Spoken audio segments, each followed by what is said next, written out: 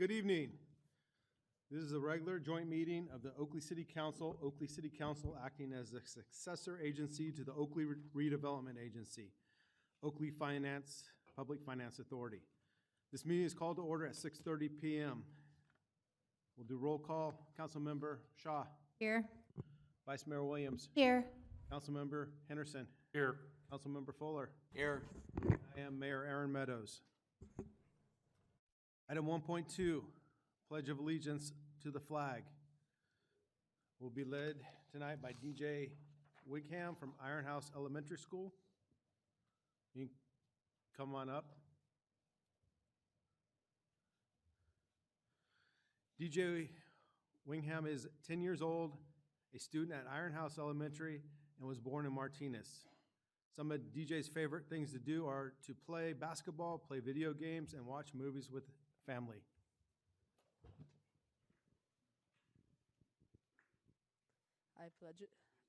I pledge allegiance to the flag of the United States of America and to the republic of which it stands, one nation, under God, indivisible, with liberty and justice for all.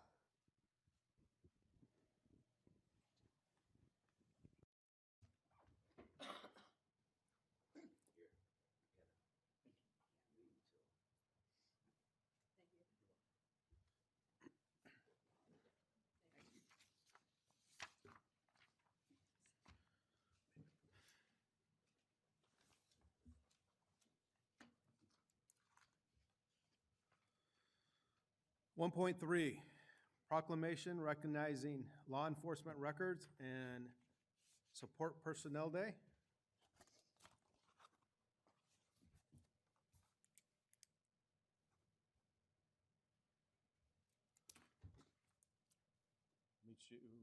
Who's receiving it?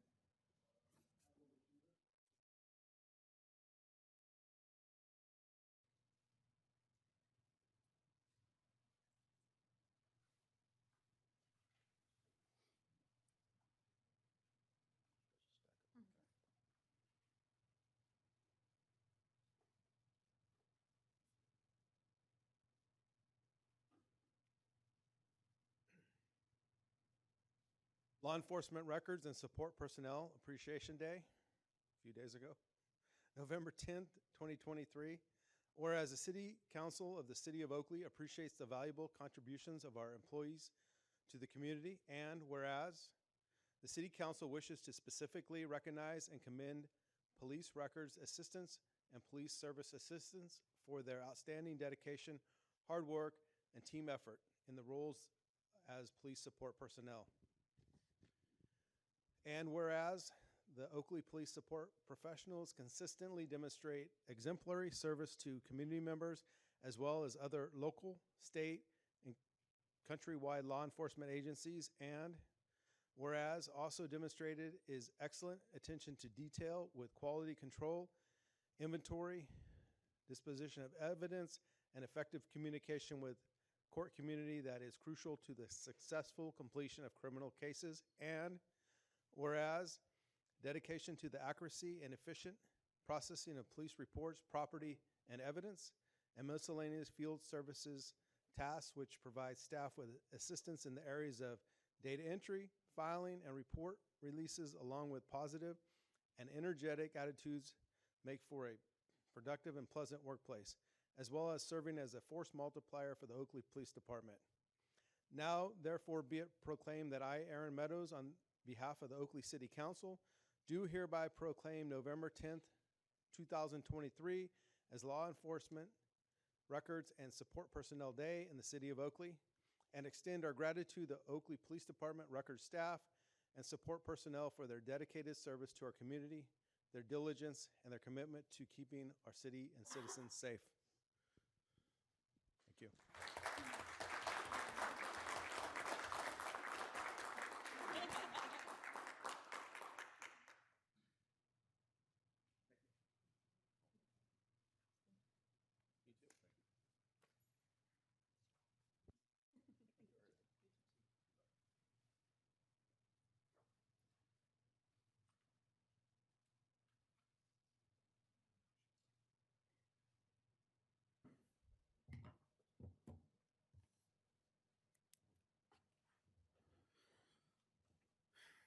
1.4, presentation on the Marsh Creek Watershed Council and Friends of Marsh Creek Watershed, Victoria Woolfolk.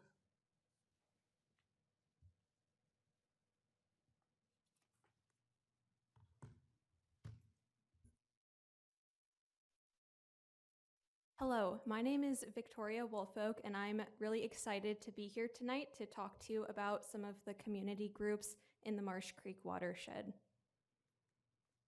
So here's an overview of what I'm going to be talking about tonight. First, I'm going to talk about what the Contra Costa Resource Conservation District is, who the Friends of Marsh Creek Watershed are, what the Marsh Creek Watershed Council is, how these groups can help support your work at the city, and how you can help support these groups. And then we'll wrap it up with any questions you have.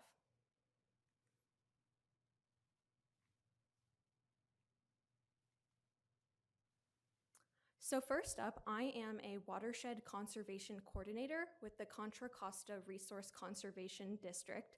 Now that's quite a mouthful, so you'll hear me refer to that as the CCRCD or just the RCD. And we are a non-regulatory special district of the state governed by a board of directors who are appointed by the County Board of Supervisors. Our mission statement is to facilitate the conservation and stewardship of the natural resources in Contra Costa County. So what do we look like and how do we actually operate? We do receive about 20% of our overall funds from tax revenue, but majority of our funding comes from contracts and grants. So we really operate more like an environmental nonprofit.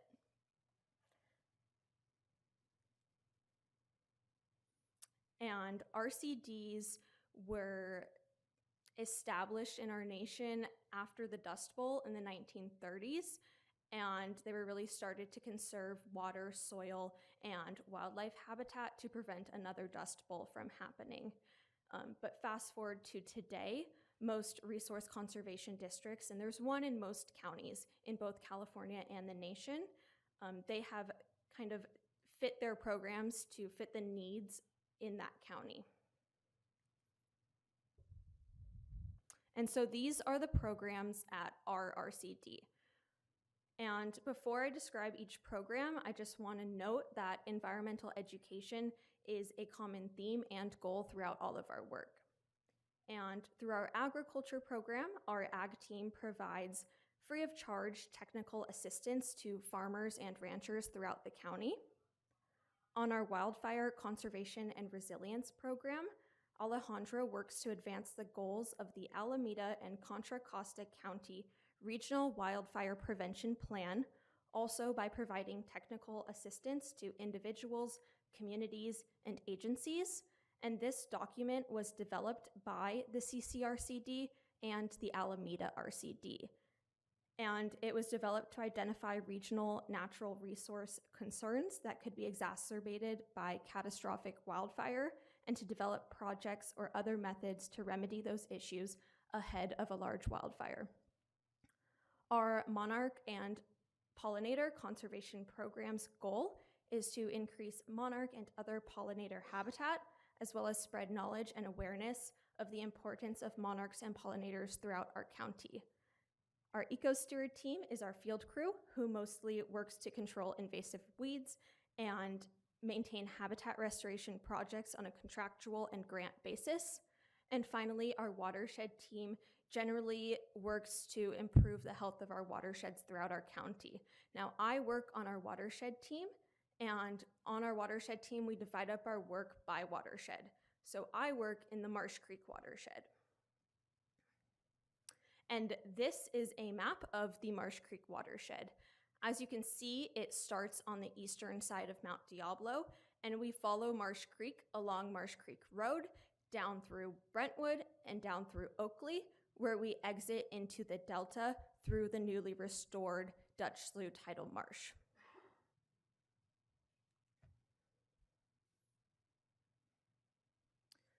And so, as a part of my role as a watershed coordinator in this watershed, I work to support some of the community groups in the watershed.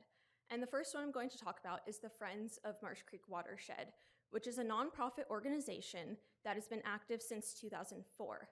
And historically, the group established native plant gardens, organized trash cleanups, participated in educational events, provided input on larger restoration projects, and more, but has just taken a few years break and are currently working on reinvigorating the volunteer base and getting started again. And so in order to achieve this, they recently launched a speaker and workday series where they hosted speaker events from experts on different topics regarding to watershed health. And those speaker events correlated to workdays in the field where we had volunteer events. And so there's 2 more of these events left. The next is a speaker event, and it is going to be on this Thursday, November 16th at 7 p.m. It is going to be at the Liberty Union High School District Boardroom in Brentwood, and we're going to be joined by John Steer, who is going to share about green infrastructure. And then the next workday event is on Saturday, December 2nd at 9 a.m. We're going to meet at Sungold Park in Brentwood, where we're going to learn about the Three Creeks Restoration Project and visit some of the green infrastructure features of this project, and then take some data on a stormwater detention basin there, and of course, pick up trash. And anyone is welcome at these events, so I highly encourage anyone to join us. And so I really think of the Friends of Marsh Creek Watershed as a volunteer, hands in the dirt group. They like to be outside, picking up trash, taking care of native plants, and more. Whereas the Marsh Creek Watershed Council is more of a planning, thinking, and advice group. So the Marsh Creek Watershed Council started meeting in the spring of 2022. So we're just over a year and a half old, very new. And the group is still kind of working on it, what exactly they want to look like, what exactly they want to achieve, but so far has developed a mission statement, vision statement, and guiding principles. And I'll just read the mission statement. The Marsh Creek Watershed Council connects and inspires people and communities to collaborate, organize, and facilitate stewardship of a healthy, thriving watershed. So as you can see, it really highlights that bringing people together to talk about things. And so the group meets on the last Tuesday of every month at 4 p.m. on Zoom, and it's really more of a forum for people from the community, agencies, organization, really anyone who's interested in the watershed to come together and share ideas and thoughts. And the group is excited because we recently hosted a logo contest and voted on it at our last meeting. And the logo you see on the screen was the winning logo. This is not the finalized logo. We're still working with the artist, but the group is excited to have a logo. And these meetings are also open to anyone to join.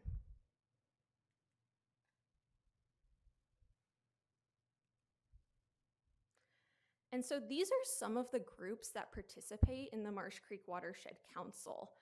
So you can see there's quite a lot of different groups, some agencies, some nonprofits, a native tribe, and more, and community members. And these groups really have experts in watershed health. You have people who are heading restoration projects such as the Dutch Slough Tidal Marsh Restoration, the Three Creeks Restoration. We have Flood Control District who attends the meetings, who manages a lot of our flood control channels throughout the county. And so it's a group with a lot of expertise. And so that brings us to how these groups can help support your work. Now, the Friends of Marsh Creek Watershed can serve as a volunteer base for projects related to creeks or wildlife. You know, if you're having a native plant planting and need extra hands, you need some trash picked up in an area, they would be a great group to partner with. They also table during and support events. For example, they recently tabled at the Heart of Oakley Festival. They have previously participated in Oakley Science Week and would like to participate in it in the future as well. And then the Marsh Creek Watershed Council. It's a great place to gain public comments on any plans or documents that you have. They can provide advice or feedback on projects adjacent to or near creeks. Again, this group does have people who are experts in creek and watershed health. And then letters of support. Say the city of Oakley is going after a grant and it would help improve the watershed health. Well, this group might be able to help write a letter of support to help you get that grant. And then the RCD, we can support you on various projects. For example, if you have an area of land that is kind of ignored, you don't really know what to do with it, but you think a nice native plant garden might look nice and might benefit you and the community, well, you can reach out to us and we might be able to help you find funding and implement and put in a native plant garden that would support our native pollinators. We can also provide advice or support on mitigation needs or projects. Our agency is really good at connecting people and agencies and groups, so we've helped connect developers to cities throughout our county that need mitigation work. And then finally, we can provide advice or support on natural resource focused grants. Say you have a project that you want to implement but don't really know how to find funding, well, we might be able to help you if it aligns with our mission. And how can you support these groups? Well, for the friends, you can include them in tabling events, invite them to community service events and community events in general, attend any work days and educational speaker events when interested, or even when you're not interested. I mean, you never know what is going to spark your interest or passion. And then help the group outreach about events and meetings. We're so thankful because you've already been doing this. Ken at the city has been kind enough to get the Friends of meetings on the City Oakley newsletter, and that has been really helpful. And then the Marsh Creek Watershed Council, again, Ken has been amazing. We really appreciate the city feedback at our council meetings. But if you think any other staff would benefit from attending these meetings, then please send them our way. It's only an hour and a half once per month. It's not that much time. And finally, bring projects related to plants, creeks, wildlife, watersheds, fire, etc. to the Marsh Creek Watershed Council meetings. All you have to do is send me an email, and I will reserve time on the agenda for you to present on your project and to receive feedback on it. And then finally, attend meetings. Like I said before, anyone is welcome at these meetings, and the more people we have communicating and collaborating with each other, the more we can actually achieve and good we can accomplish. And finally, the RCD, just knowing we exist and maybe we'll be able to help support you on projects that fit with our mission, and feel free to contact us anytime. And that's all I have for you today. So you can use the QR codes to access and sign up for the email lists for these groups, as well as view some information on our website. So thank you for allowing me to speak today, and I'll answer any questions. Are there any questions from council? Councilmember Fuller? You mentioned agriculture. How does that fit within your goals or your mission? Sure, yeah, of course. So our agriculture team works with producers and working land owners and managers to implement more sustainable practices and see how we can support them to conserve their soil or increase biodiversity and habitat on their land. So, for example, something that we're doing right now because it's fall is planting a lot of native hedgerow, which is essentially a lot of different native plants along the edges of farms and working lands, and that helps prevent runoff. It helps bring, things like hawks to the land that might hunt like rats, and then we can help them apply for different programs and grants, such as the Healthy Soils program and things like that. Thank you. Vice Mayor Williams? What are you doing to try and get our youth more involved? And I don't know if there's any opportunity to do something with our Oakley Youth Council, but it feels like there should be some or overlap there. Absolutely. So we would love to include as much youth as possible because that is our next generation, right? And we can all work together, all generations, to achieve Good. And so we have worked with Earth Team, which I don't know if you've heard of them, but they are a nonprofit that works with high schoolers to do environmental education and career building. And they typically have a few interns a year. And so we work with Earth Team to include their students in any and all of the activities they want to. Anyone is welcome at any of the events we host from any age. Just we ask if they're, toddlers, that they have a parent present. We do work with a few different teachers, including high school teachers. So there is a high school teacher on the Friends of Marsh Creek Watershed board, and he's good at plugging in us to high schoolers. And there are a few different high school teachers involved in the Friends as well. But we would like to include more. So if you have any ideas on how to include more youth, please let me know. Any other questions or comments? Thank you, Victoria. Thank you for your time. And there's also a few of my cards at the back table if anyone from the public would like it. Thank you. Thank you. I have a speaker card on this topic. Bud Chaddock.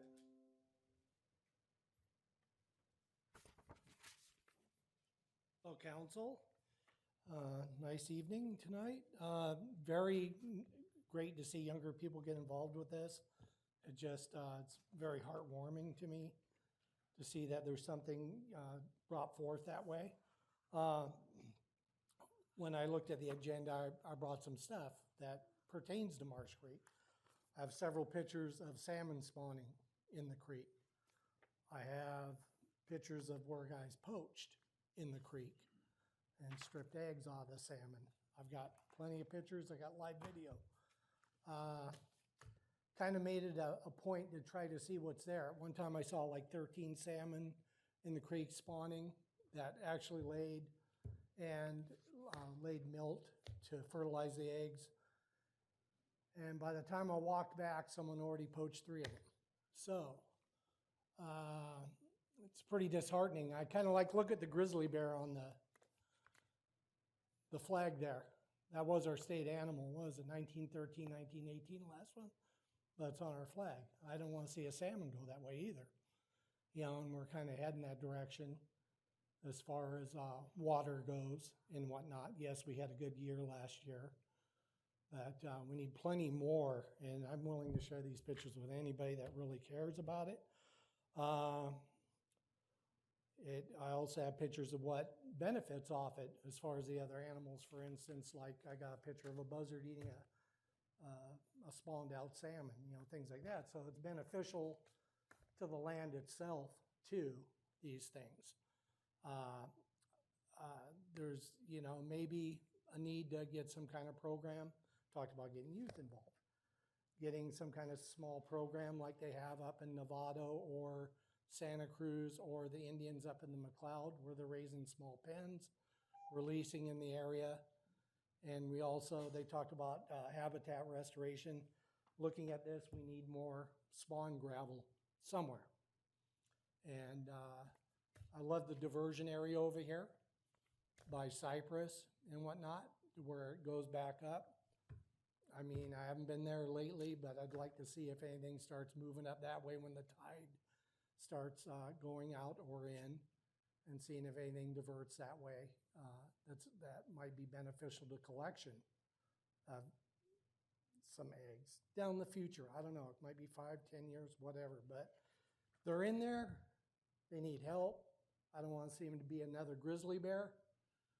And that's what I feel like we're heading towards.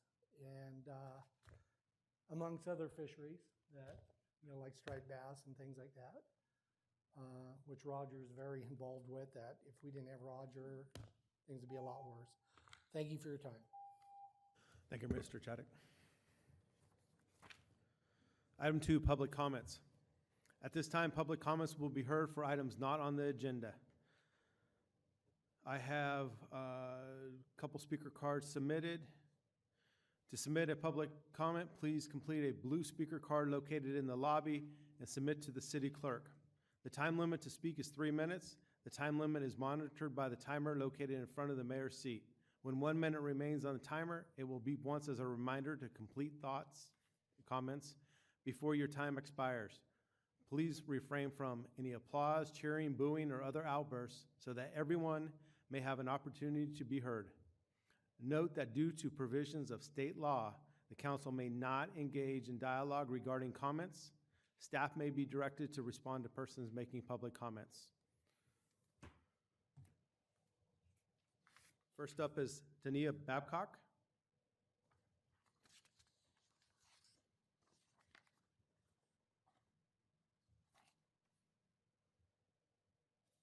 Good evening. My name is Tanya Babcock, and I live in the Vintage Parkway neighborhood near the 5-foot, 5-inch wall that separates the Vintage Parkway neighborhood from the future Oakley Amtrak station. In my neighborhood, we have families with young children and 2 family-owned daycares located close to the wall. We also have the Vintage Parkway Elementary School with hundreds of children in our neighborhood. I have pictures to leave with City Council showing that the wall that was built over 25 years ago is falling apart and at 5 feet 5 inches tall is easily jumpable near many of our homes. The wall was constructed before an Amtrak station was planned for the location, so it is not constructed at a height sufficient to stop people from jumping the wall to access the Amtrak station and our neighborhood.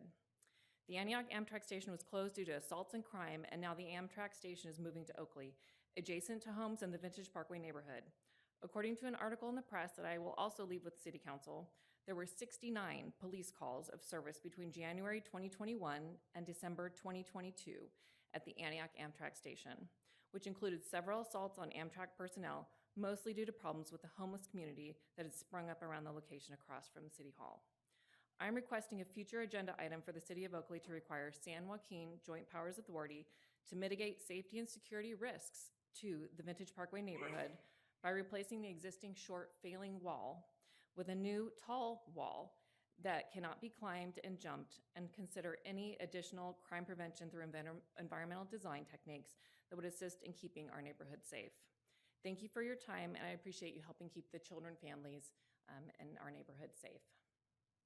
Thank you for your comments. And I will leave this here for City Council. Thank you. You want to hand it to City Manager? Yes, I will do that. Next up is Sharon. Thank you.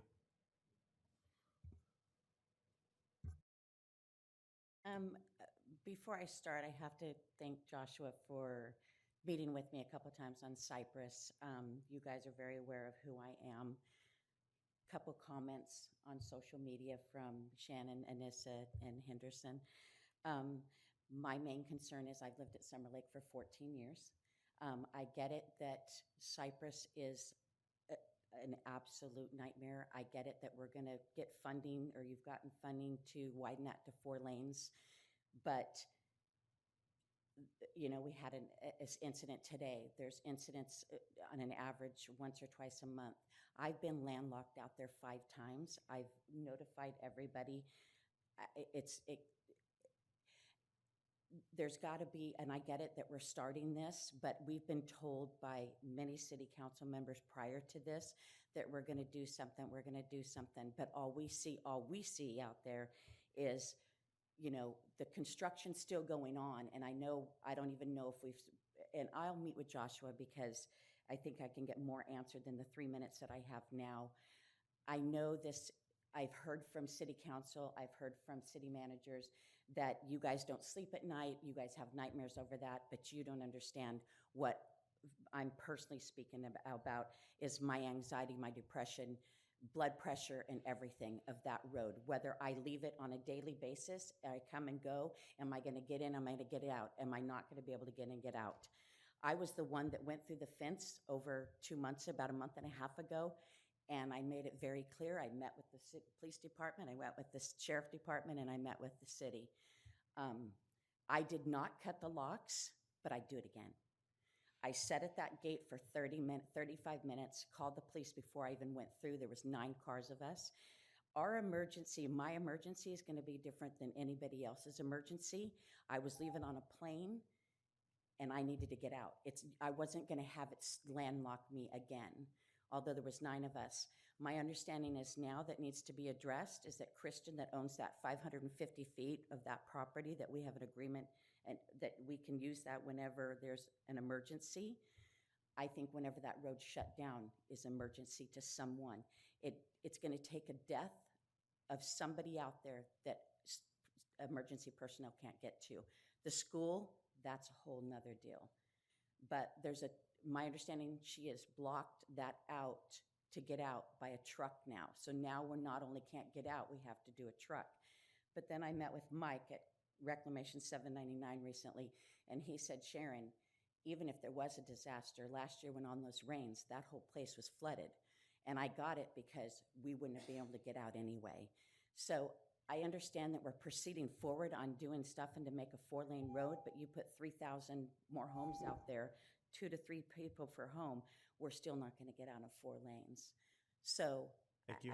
I want you to hear me this time. I've been here many, many times. Thank you. Item 3, consent calendar. Are there any items the council would like to pull or discussion, or is there a motion? What number was that? 3.3. Okay. 3.7 and 3.8, please.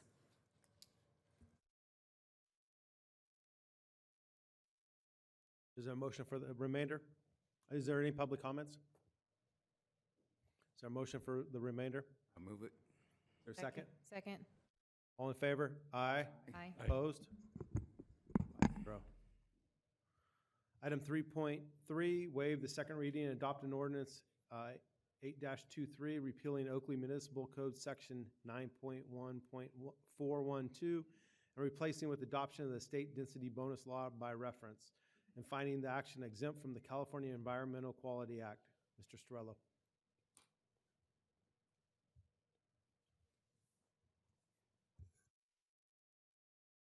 Hi, good evening. Are there any questions on the ordinance? Councilmember Fuller. Yes. Thank you. My understanding, this is a state requirement that we acquiesce to this density variation. Yes, indeed, and we apologize. We waived the first reading for this a couple meetings ago, and we apologize for just getting the second reading back on the agenda now. But yes, we did basically adopt the state's density bonus for our own ordinance. And what this allows us to do is to remain in compliance with the state density bonus law when the state law changes without needing to come back and amend our ordinance every time. Okay, that what I would like to say is when I'm reading it, when I discuss it, when I look at it, this becomes another state requirement reaching into local government to state how we will develop our residents, our towns, and where things are going. I've heard people say, well, Egg Bag will not, on their big election for basically will get to $60 billion in some sort of affordable housing and things, will not touch us, will not come in, but they're unnamed sources. And I think people need to look at this. This is one more piece of evidence that the state clearly has set a path to take over construction of housing in the local government one way or the other. So I will go ahead and move it because we're required to, but I would like to make that comment and have it in the record that this is just one more state requirement of more coming down. And in the meantime, we keep moving towards the concept of regional government and state bonds. So it makes me anxious. So with that, I will go ahead and move the item. Is there a second? Second. All in favor? Aye. Aye. Opposed? 5-0. 3.7, approval of the utility relocation agreement between the City of Oakley and Western Area Power Administration to relocate electric utility poles to accommodate the Laurel Widening Project, Capital Improvement Project number 280. Mr. Rohani. Yes, Mr. Mayor, as you alluded to, this is related to the widening of Laurel Road project, which has been long on our work to-do list. We finally reached agreements with the right-of-way, with the WAPA, the Western Area Power Administration, to relocate, remove some of the poles that are in the way of the widening. So this is the first step in that process. I'll be happy to answer any specific questions. Are there any questions from council? I pulled this just because I would like I won't hold you to a timeline, but this is obviously an important step in widening Laurel. So I just wanted to pull it so that we could talk about, what this represents in order to get that widening accomplished. Certainly. This project actually has been in our capital improvement project for 2 years, dealing with WAPA. If you recall on some of our past projects, it is a very time-consuming project. It's not just simple as some of the other utilities. But we made it to this point. I wanted to make sure before the holiday season we bring this report to the council. We will be cutting a check to WAPA over the next few days and send it to them so they start their work. They've told us essentially by this time, fall of next year, they would have done with their design, construction, and pole would have been relocated. Concurrently, we are working on a design of the Laurel Road improvements. Obviously, we need to have the poles removed before we be able to construct a roadway. So our plan is kind of this time next year, the poles would have been relocated. We will, in early 2025, after the following new year, we will bid the project, and our plan is to start the construction of the new Laurel Road improvement by spring of 25. Councilmember Fuller? Yes, I just want to ask you and congratulate you, but how did you manage to get the price that it did? It seems like $116,000 a move. A pole seems rather low for the size of the poles and what has to be done. I was there when the former ones were moved, and that was what, it seemed like it took a year there. The last project, Dr. Fuller, we did on WAPA was actually the same section of Laurel Road, went from Cloverbrook to Rose. That was multiple poles, bigger poles, and that, if my memory serves me right, that cost us over $500,000. That was a much more intense and exhaustive project. This particular project, there are 3 poles. 2 of them are going to be relocated, and 1 of them is going to be removed. And the price of actually is like $177,000. It's a good deal. I just want to rephrase that. WAPA can come back in a few months, and as they did on our previous project, and ask for more. They control the whole narrative. It's their utility, and it's on the respective municipality to pay for the service. So we've been having good relationship with them, and we hope that this will take care of this issue. We'll send them a check, and they'll go about their work. And again, I can provide you an update at our upcoming capital improvement project updates in the new year as far as the progress of the work. But this we anticipate should be less intensive than the previous project, and again, by this time next year, we should have the poles out of the way. Okay. Nice start in my mind. Good place to start, at least, so thank you. Do you have a motion? I'll move this item. Is there a second? Second. All in favor? Aye. Aye. Opposed? Passes. 3.8, authorization to execute a purchase and sale agreement with Land Sea Homes of California, LLC, for the sale of the real property containing approximately 27 acres located at the northeast corner of East Cypress Road and Knightson Avenue. Mr. McMurray. Good evening, Mr. Mayor, Madam Vice Mayor, members of the City Council. This is a purchase and sale agreement with Land Sea Homes to sell the 27 acres of the total 45 acres that comprises the Burroughs property. We have been marketing the property for some time. We found a partner with Land Sea.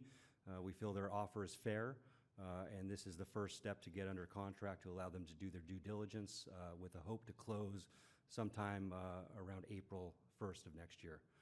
I can answer any questions about the purchase and sale agreement that you have. Councilmember Fuller. Yes, just one. My understanding, we went to 15% of affordable housing on the unit that will be a condition of sale, and we will have the option of obtaining that 15% of the land for a developer that can bring in single-family affordable deeded houses. Yeah, you're correct. And for the public's benefit, because the city is disposing of the property, we are subject to the Surplus Land Act. The standard there is 25%. We go out and do an extensive notification to over 800 entities across the state. We didn't get anybody to submit a letter of intent on that. So the percentage dropped down to 15%, so that equates to 17 lots. Part of this deal is that Landsea Homes would essentially deliver to the city finished pads with utilities stubbed, curb gutter sidewalk, all the improvements. We would then take those 17 lots, find a partner, an affordable housing partner, to develop those 17 lots with affordable housing. Thank you. Vice Mayor Williams. I pulled the item just so that we could talk about what this sale actually represents. I know it gives us a significant portion of money that we need for East Cyprus. So if you could just elaborate a little bit about why this sale in particular is so important to us.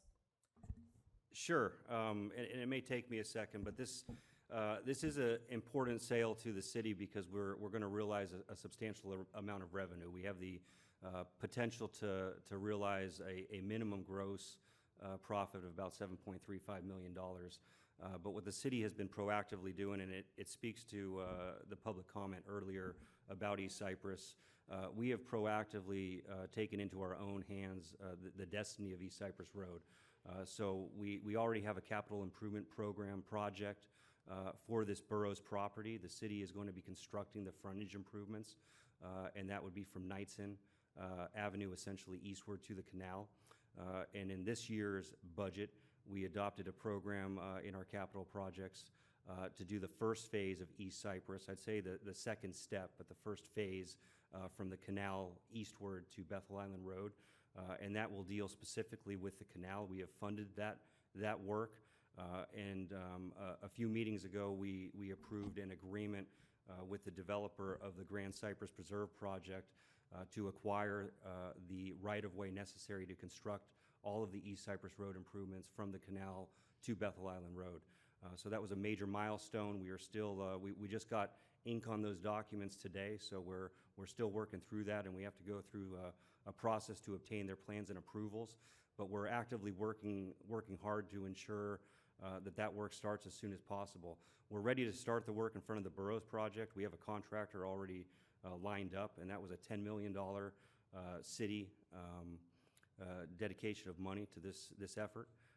We've allocated about $9.5 million to the canal crossing, and we are actively coordinating with CCWD, that's the Contra Costa Water District, to make those improvements happen. And then phase 2 of that project will be in our budget next year, our 24-25 budget, probably north of $10 to $15 million worth of right-of-way work to finish the street improvements. So we have been taking major effort and hitting major milestones to complete that work. And although this deal is far from done, it represents an important step to fund the improvements for the second phase of the Cypress Road improvements from the canal to Bethel Island Road. I'll move this item. Oh, sorry. I got one question. What's holding up the road improvements from Knightson Avenue to the canal right now? The property we're talking about right now does not have water rights. So in order to give that property water rights, we have to be included into the Central Valley project. So it's an inclusion process, and it's run through CCWD, but CCWD has been a great partner trying to shepherd the process forward, but ultimately it's in the hands of the Federal Bureau of Reclamation. So we have been working at that for well over 2 years now. We are hoping that we are near finality on that. We meet with them every 2 weeks, and we are pushing very hard. I know we've had federal and state representation help us to try to move the effort forward, and it's slow moving. Very slow. Okay. You ready? Now I'll move this item. Is there a second? Second? All in favor? Aye. Opposed? 5-0.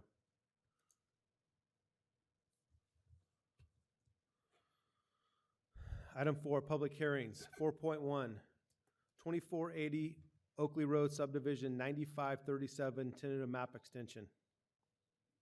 Mr. Gorman. Good evening. Thank you, Council. It's an honor to present to you tonight for the first time. I'm Evan Gorman, Associate Planner for Oakley.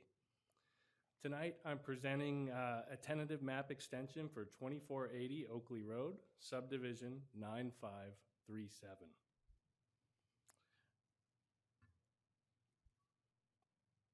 First, I want to give you an idea of what area of the city we're talking about tonight.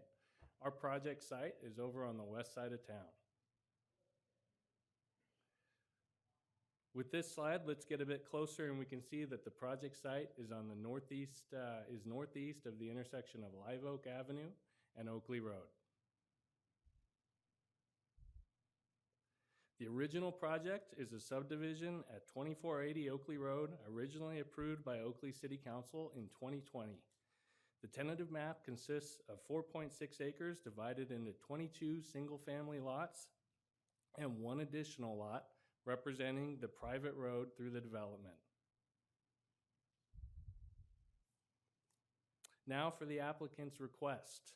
The applicant is requesting that the tentative map be extended 3 years to September 10th, 2026. No physical changes are proposed, and the draft resolution in front of you tonight would approve that extension.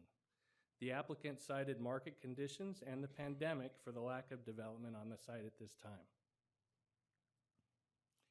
Now let's take a look at the rules of the road. The Subdivision Map Act allows for extensions. The City Council can extend the approval period for a subdivision map, and total extensions shall not exceed 6 years from the original expiration date. The 3-year request from the applicant is the first extension request for this project. Our Fine Planning Commission reviewed this project at their regular public hearing on October 17th. At the meeting, the Commission unanimously adopted Resolution 14-23, recommending that the City Council approve the extension. Whenever we get an application, we try and provide you a recommendation in our report, and we did so here. Staff recommends that the City Council adopt the resolution approving the extension for 2480 Oakley Road's tentative map as conditioned. And finally, I'm available for any clarifying questions you may have. I appreciate it. Thank you. I guess that's the question slide. It is the question slide, the black abyss of questions. Go ahead. Are there any questions for Mr. Gorman from staff? Staff from council.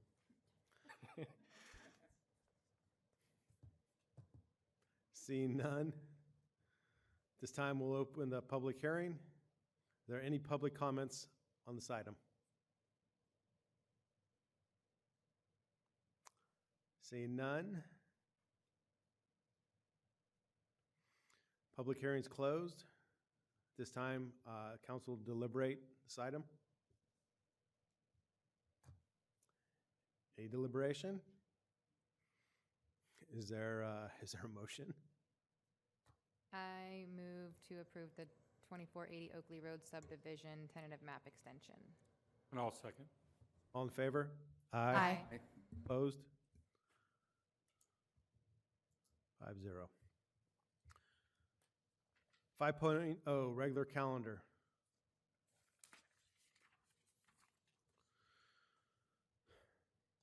(5.1) Adoption of the 2023 Small Business Recovery Grant Program. Ms. Murata, Economic Development Analyst.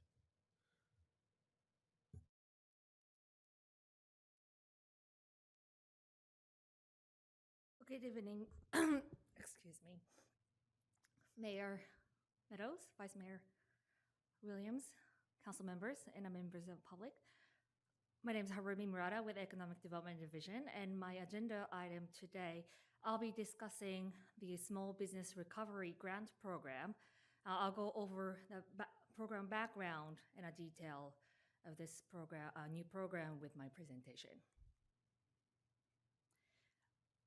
As a primary plan for the use of ARPA fund, the city has allocated about $1 million for business support purposes, which consists of facade and TI grant program and shop local programs that have already previously been approved and launched. Needless to say, our local businesses have been facing challenges, especially the brick and mortar businesses with the impact of COVID-19, financial market fluctuations. It's crucial to reevaluate our business support mitigations and the initiatives. In this context, our focus aligns with Oakley's economic development work plan and Strategic Plan 27 Plus, emphasizing the support for the local businesses in Oakley. As for the structure, the program is reinforced by the total budget of $235,000 from the opera funds. Within this budget, we'll efficiently allocate resources to cover both administrative and operational costs, as well as the delivery of the grant to the recipients. The application process will be managed in-house, and so that way it will enable us to maximize the numbers of recipients and ensure streamlined and transparent procedure. This program will provide a grant payment of $2,500 or $5,000 for eligible small businesses that have experienced a negative financial impact due to the pandemic. Grant allocation will be a straightforward measure. The grant amounts are directly tied to a total annual revenue in those years. For example, those businesses whose annual revenue was less than $100,000 will be eligible for the grant amount of $2,500. Businesses of a total revenue of $100,000 and more will be eligible for a grant amount of $5,000. And this is to support the businesses with higher revenue have greater operational costs and needs and the impact on our local economy. We are here to support small-scale physical storefront businesses, and the awarded grant can be utilized for various essential expenses, business expenses, such as safety protocols, utilities, cost, rent, employee retention, marketing, and promotional activities. Again, to emphasize the key criterion for grant eligibility, we will ask applicant to show us the evidence of the loss of revenue from 2019 to 2021. We will be clear with a definition of business loss. In this context, the business loss is determined as an equation in which sales minus cost, resulting in zero or negative number. And to understand our business landscape here in Oakley, currently there are 921 active business license holders in the city, and we are looking at less than 250 business license holders that their license have been active since 2019. The business must be located within the city limits of Oakley, must have the valid city business license, and then publicly traded companies are excluded from this program, as our focus is to support on the small business, privately held small enterprises. We also take into account of the number of employees of the businesses, and to help us understand, that will help us understand to scale of their business operations and the potential impact of our support. Again, we will be asking for the evidence of revenue loss and the date of the business establishment. Lastly, we also require the applicant to comply with all relevant federal and state regulations. And with that said, our goal is to foster and support diverse economy here in Oakley. And as for the application process, the process will be streamlined very simply, and for this is going to be the flow chart, ensuring that the grant remains accessible and attainable for those businesses of need of this kind of support. The application will be facilitated digitally on the Economic Development website. To streamline the process, we'll be grouping the applicants into 45-day cohort so that we can capture the applicant. If the funding is not exhausted in the first cohort, the application portal will reopen for the second cohort. And with that said, we recommend the approval of this small business recovery grant program and allocation of funds for the initiative. And that concludes my presentation. And if you have any questions, please feel free to, I'm available here to answer your question. Vice Mayor Williams. Sorry, can you give that number again? Did you say that there were 250 active business licenses that would be eligible for the grant funding? That's correct. Okay, perfect. That's what I thought you said. Around 250. Okay, and I know you're very active with our local businesses. Have you gotten a sense from them that this is something that they will, one, apply for, but two, will also benefit them? Yes. I wish I had exact data of how many inquiries that we've been receiving so far, but top of my head, I would say at least 2 to 3 inquiries relates to this type of grant funding opportunities and availabilities in the local municipality, including the city, that I've been receiving for past 2 years. Okay, and then I know, should these funds, I know you talked about the different cohorts, so if it's not exhausted in the first one, so what if after the second, third cohort, it's not exhausted, it will just come back and we can reallocate funds so that we can still be supporting businesses, but the way okay, perfect. Yes, and I'll be more than happy to tailor the specifics of the criteria that we'll be asking. Councilmember Fuller. Yes, the businesses will be DBAs, LLCs, and corporations, is that correct? That's correct. What about nonprofit corporations? For this small business grant program purposes that we're not, we will be excluding the nonprofit organizations. Well, that is first we have to ask for the revenue. That's going to be quite hard for the nonprofit to document how their sales is going to be like in on a paper. But there's also business retention purposes. And our focus here is to leverage the existing infrastructure that have been here in the local area, and for those businesses that demonstrated a resiliency and viability of these challenging years, I believe that they deserve to receive some sort of support from the city. And so, did I understand that they will not be included?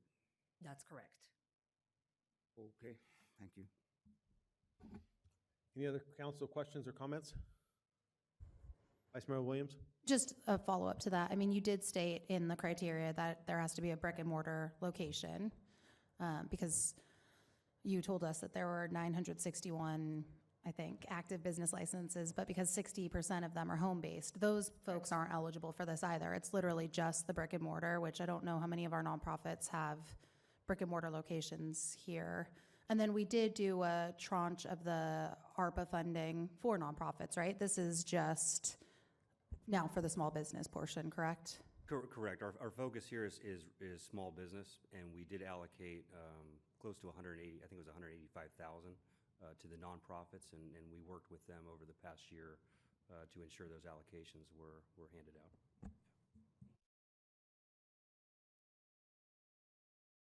Any other questions or comments? Any public comments on this item? Do we have a motion?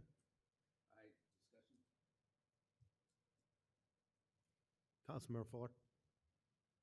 Yes, in answer to Vice Mayor Williams' question, every church that I understand is built in the standing in Oakley is a brick and mortar. There's the East Contra Costa County Historical Society, who just barely out of the city limits is a brick and mortar location. I'm sure we could go down others. So to say that we don't have nonprofit corporations operating in the city that are brick and mortar, I could go on with that explanation.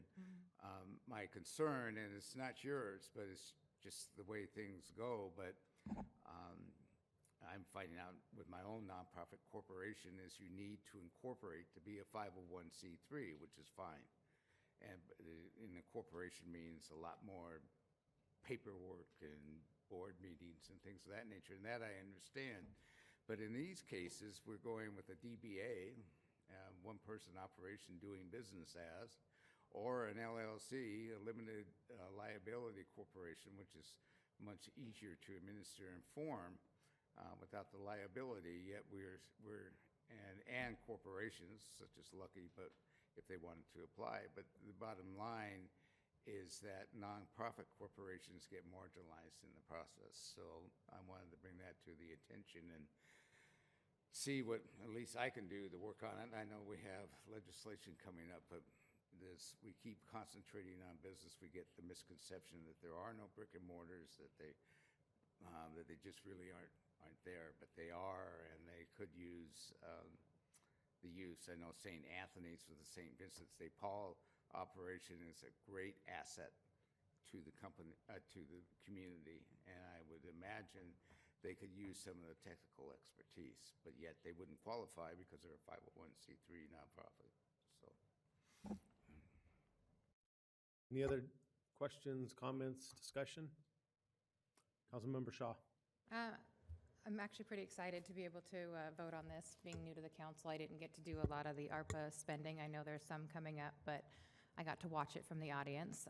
We've done the nonprofits. We've done some other. I'm really excited to do this for small businesses. So if no one else is going to speak, I would like to make a motion to adopt the 2023 Small Business Recovery Grant Program.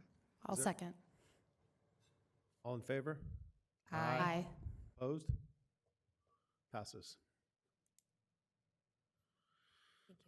Thank you. 5.2, City of Oakley Climate Action Plan, request for proposals and qualifications for planning consulting services. Request City Council approval of the RFP. Mr. Storello. Thank you. Good evening, Mr. Mayor, Ms. Vice Mayor, members of the City Council.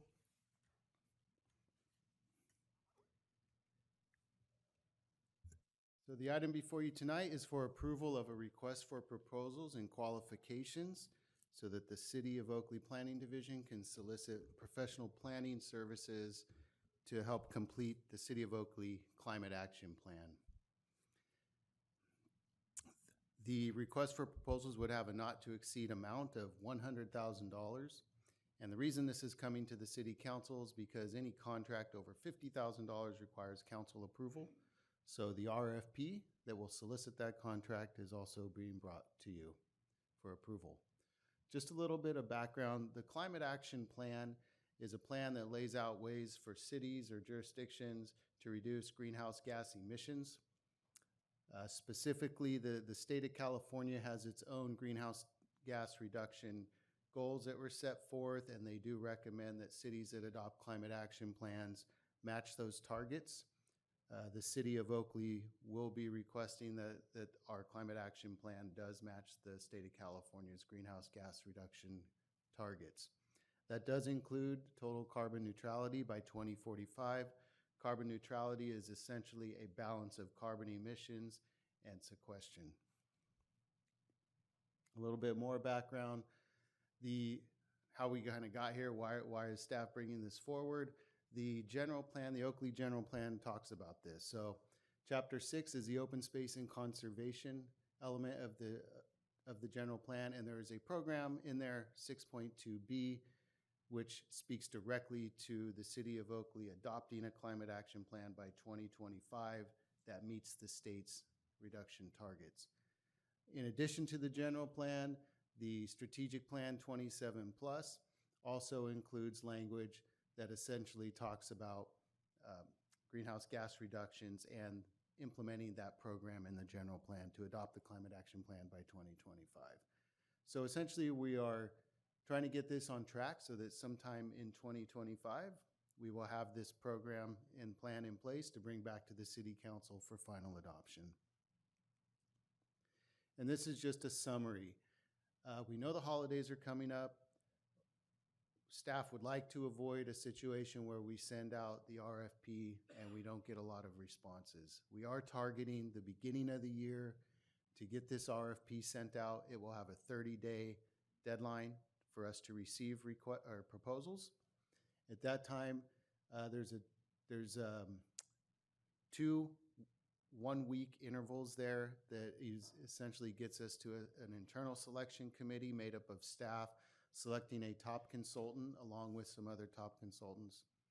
And then, depending on the City Council dates, we can bring something to the City Council, which would be a consideration of that contract and that top consultant.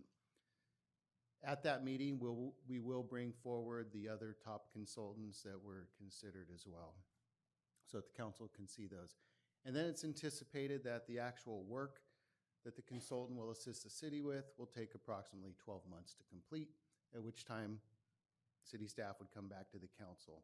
Not to get into too many details because it's all in the staff report, but the request for proposals includes a lot of outreach to the public, work sessions, pop-up events, online surveys.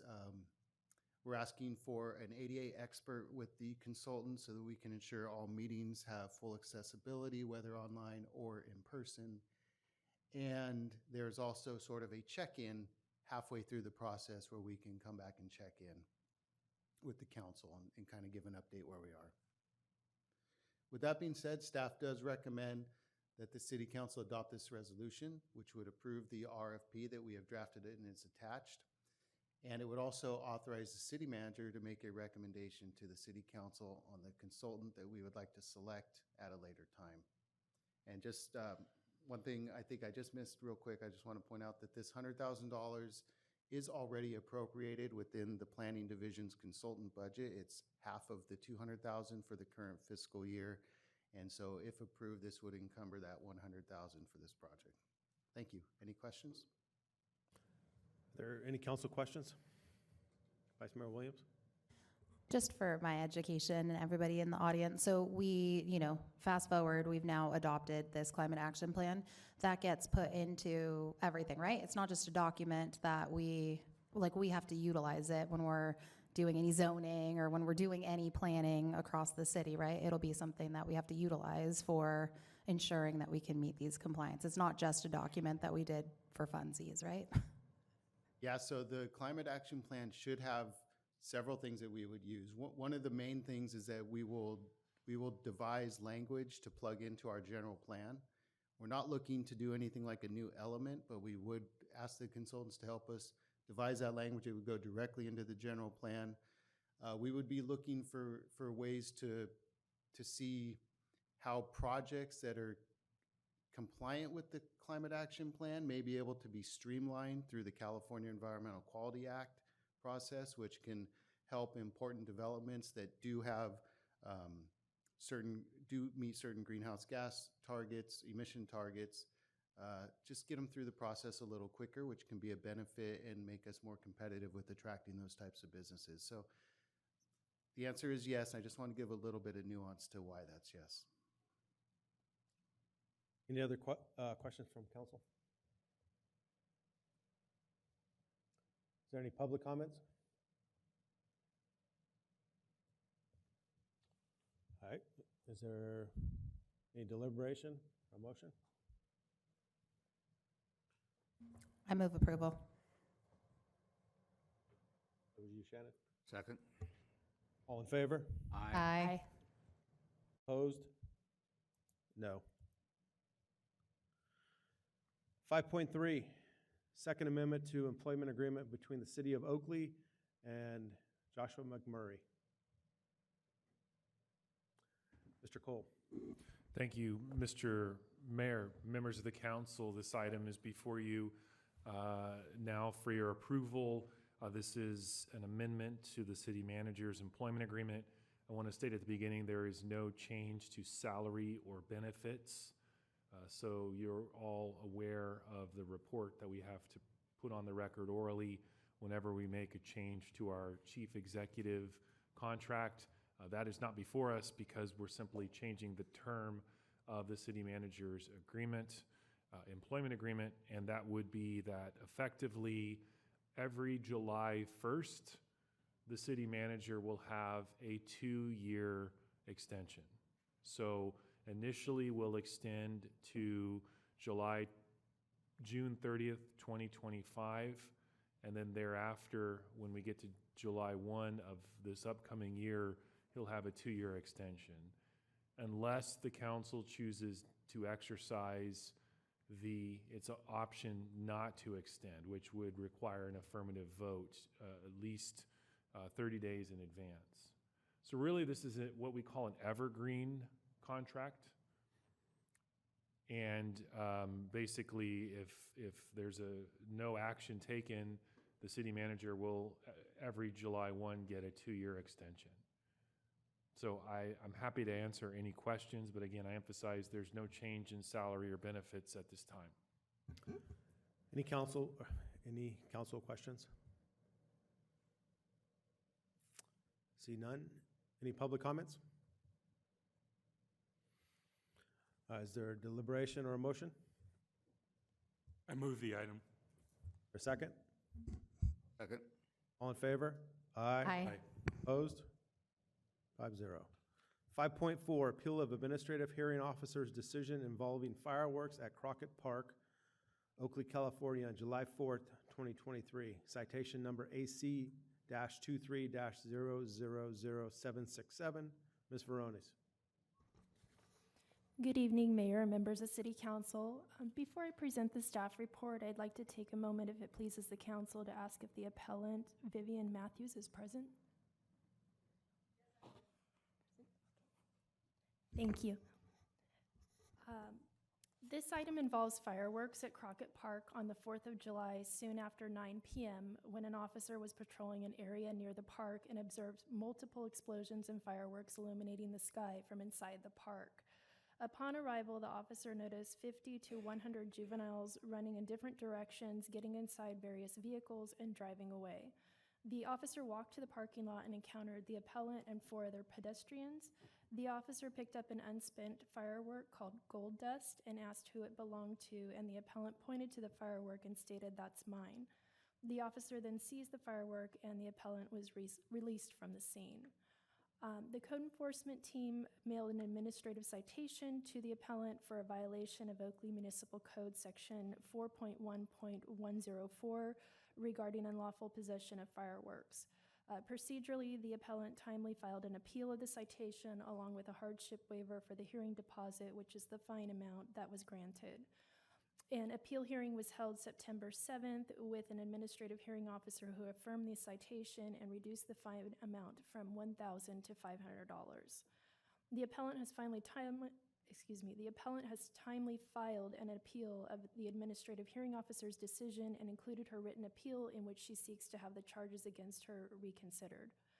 Notice of the appeal hearing tonight was emailed and mailed to the appellant. In the written appeal, the appellant sets forth 2 reasons for her appeal. 1 is questionable evidence that it was a sparkler, and 2, there are unaddressed factors that it was her younger sister's car. The staff report addresses both of these arguments. In summary, Oakley Municipal Code Section 4.1.102 defines fireworks, which includes sparklers. Therefore, the sparkler is properly referred to as a firework in the citation that the appellant received. The section referred to in the citation, Oakley Municipal Code Section 4.1.104A, provides that it is unlawful and a public nuisance for any person,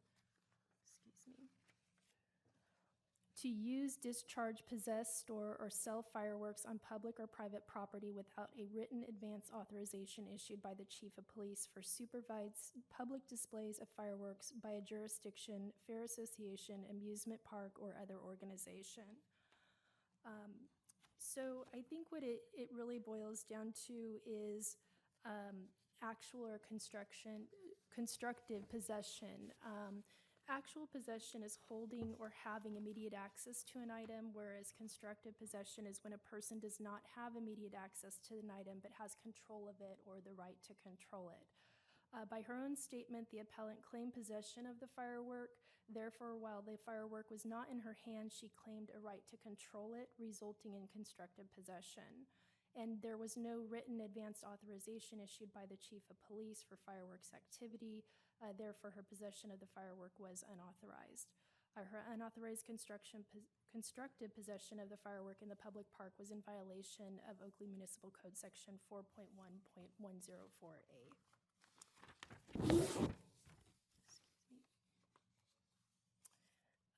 The second reason that's stated in the appellant's written appeal is that there are unaddressed factors. It was my younger sister's car. A reference to the younger sister car really bears no relevance, as the appellant clearly stated that the unspent firework was hers and therefore she had control over it, and it was constructive possession.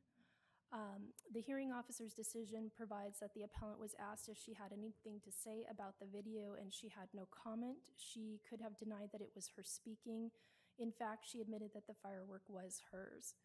The appellant was provided an opportunity at the administrative appeal hearing to contest that the firework was not hers and did not. She admitted it was hers.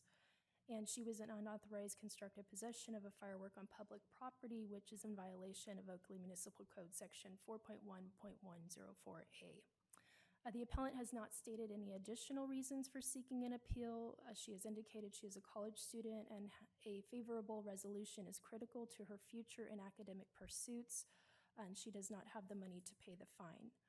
At this time, staff is recommending that the City Council review the written record and any oral argument at its discretion, affirm or deny the administrative hearing officer's decision, and announce its decision, or if the matter is continued, announce the decision at the meeting to which it would be continued.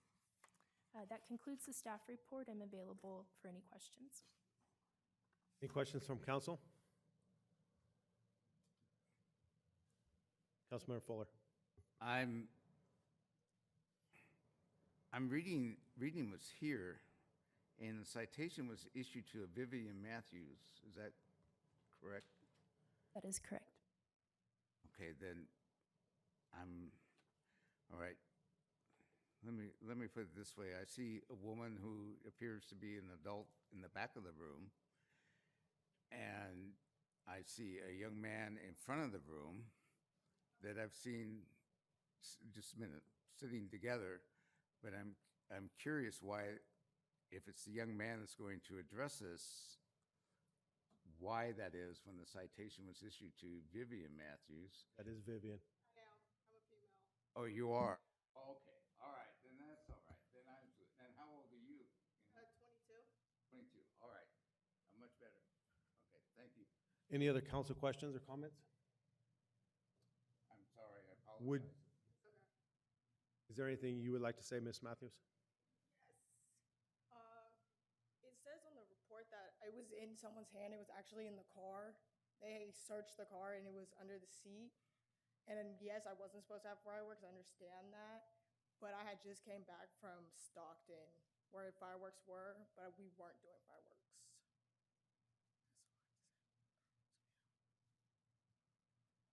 Okay. And so what are the reasons that, I think you'd stated a couple of reasons why you don't want to pay or don't want it dismissed? One is because I'm a college student and I'm paying college as of right now still. And Where do you go to school? I do San Diego State Online, and then I did Los Medanos for the first 2 years.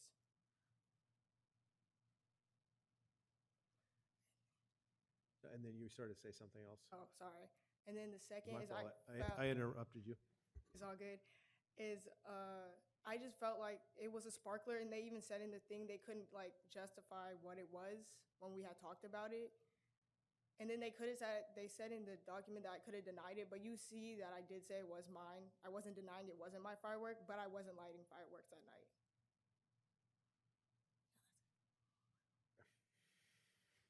Anything else you want to say right now? No, that's it. You guys have any questions? Councilmember Shaw? You're saying that it was in the car underneath the seat? Yes. Just the way the staff report is reading is that the officer walked up to the parking lot and picked up an unspent firework. So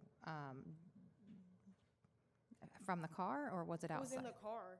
It was picked up from the car. They had found the firework in the car. Okay.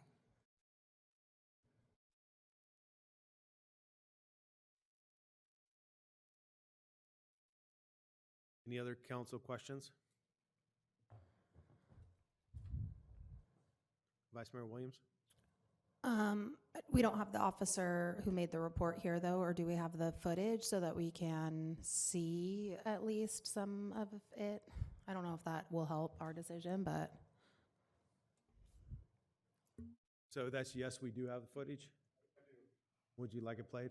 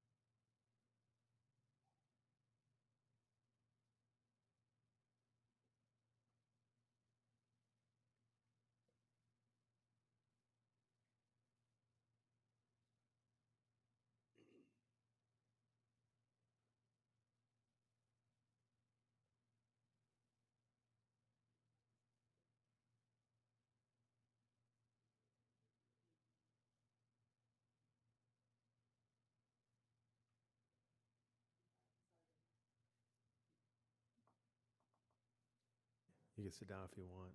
Okay, thank you.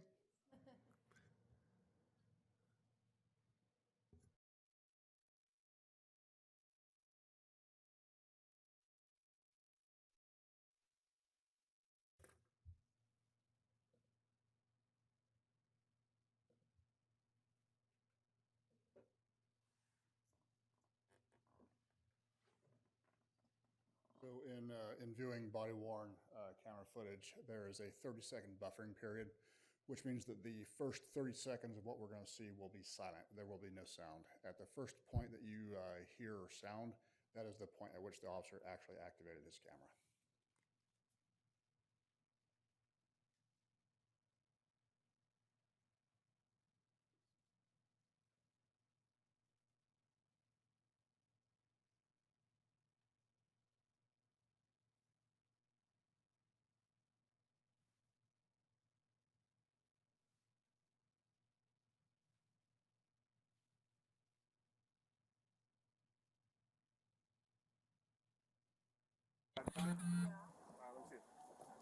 That's my firework, though. Wait, we actually didn't like that one.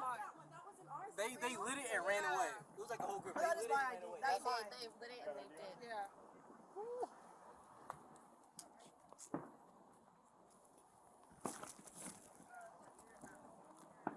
That'll be it. I got 29 when you're ready. It's gonna go by the numbers. Yellow 8401020.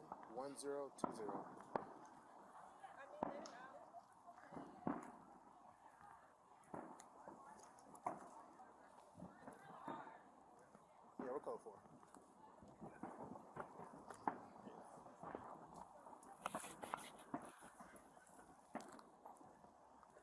That's all the fireworks? Yeah, that's the only one I had. It wasn't a firework. It was a sparkler.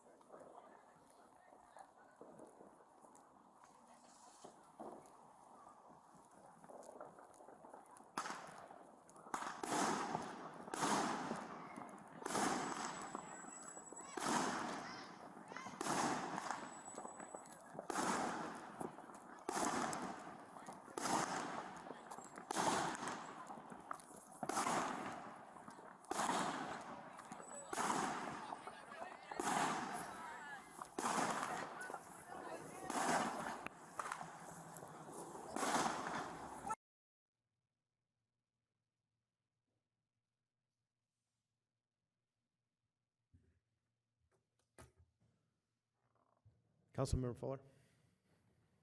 Yes, Ms. Matthews, where did you say you resided? What city? Brentwood. Okay. How did you manage to come and be in the car that night? I actually wasn't in the car. I had taken my car back. So, my sister's boyfriend, sorry, my sister's boyfriend had told me they were doing fireworks over there. I was like, oh, okay. And it's like down the street from my house. So I just wanted to watch them. Okay. Are you employed now? I am employed. Okay. And I need to ask, how much is the fine on this, if it's this thing? It's for $500. What's that? $500. Okay, thank you. Ms. Veronis.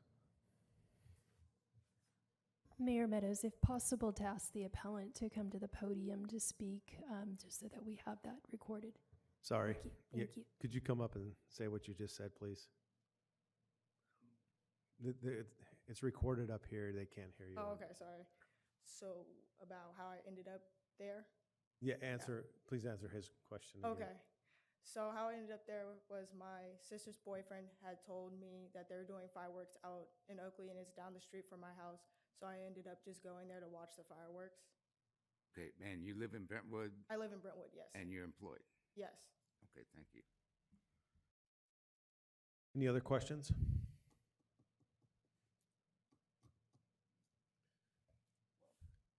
Councilmember Fuller. I guess this would be the appropriate time, but we can sustain the violation, but suspend or cut the amount of the fine, as I understand it. Yes, Dr. Fuller, members of the council, that is within your purview. You are sitting as an appellate body, and if you feel the circumstances warrant, you can reduce, even entirely suspend without, while also determining liability. That's within your authority. Okay. Well, where are you employed, or how much are you earning a week? I work for Mark Stein Company, and I make $24 an hour. Okay, thank you. Vice Mayor Williams. So I know you said that you had gotten the firework in Stockton where it's legal, but it's only legal there in Stockton. It's not legal here or in Brentwood. And I think, so if we uphold this, we are able to break it into payments, correct? We have the authority to break it up into a manageable payment plan? Yes, you have. We've had a variety of code enforcement matters, but the council has always authorized us, and staff will always work with the appellants if the orders are sustained. So we can work with the appellant if that's the council's pleasure. Okay. I mean, I just think we did this ordinance because we have such a huge problem with fireworks here in the city. I mean, you could see in that video Yeah, kind of like the ones going up behind. Yeah, exactly. So I think the issue that I have with just releasing it because somebody has a financial hardship, which I fully understand, it kind of undermines the whole point of what this ordinance was for. Obviously, I have a little bit of personal issue with it because I did have a fire due to fireworks. So, you know, it's where it's legal, it can be done, but it's not legal here. And so I think that's the issue. Like I very much sympathize. It took me a million years to pay off my student loan. So that part of it, I totally understand, but I think we have to respect the letter of why this ordinance was written.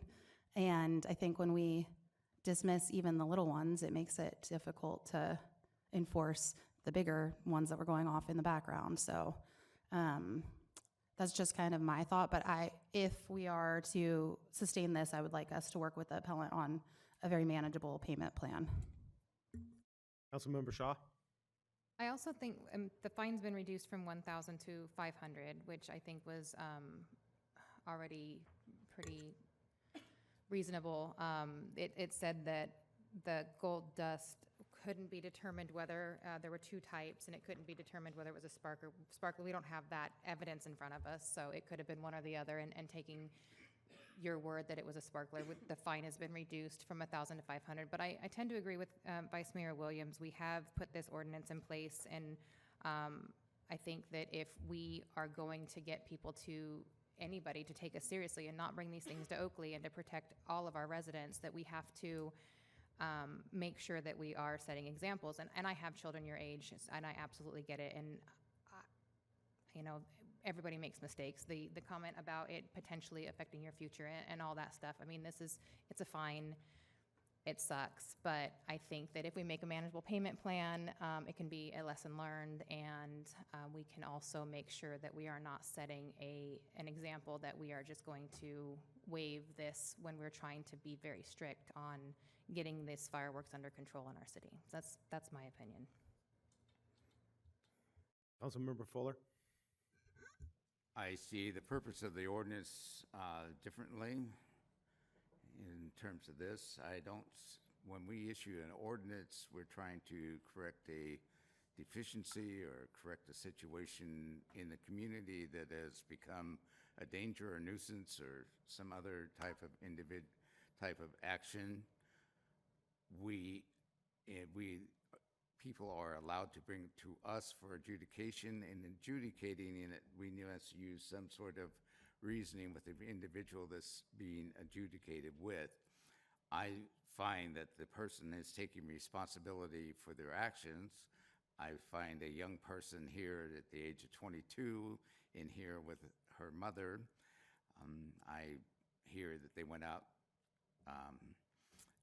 on July 4th cruising around, so to speak. And I think when she turns 23, I really question if she's going to do that again, even if no matter what we do, and that's what we want to correct. I find it's sustained. I know people say, well, it's just a sparkler, but if you've ever stepped on a hot sparkler and they don't cool off fast, it's very, very, a lot of people end up in the emergency room for it, but I'm not going to preach on that. So my sense would be that if we cut the fine in half and allowed 6 payments, which would be how much, $40 a month, something along that line? About $41.50 if you're going to cut it into 6. Pay a fine of $250 on a basis of $41 a month, and please don't, if we do have this, don't miss a payment.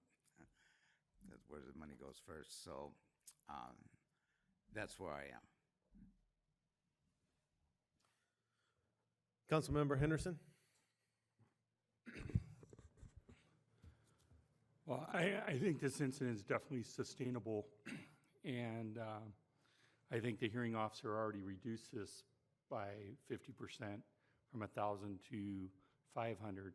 So I really can't support reducing the fine below the $500, and I know we can't bump it back up to the $500 because it's already back to the $1,000. I could see extending the payments out, but I can't support reducing the fine any further.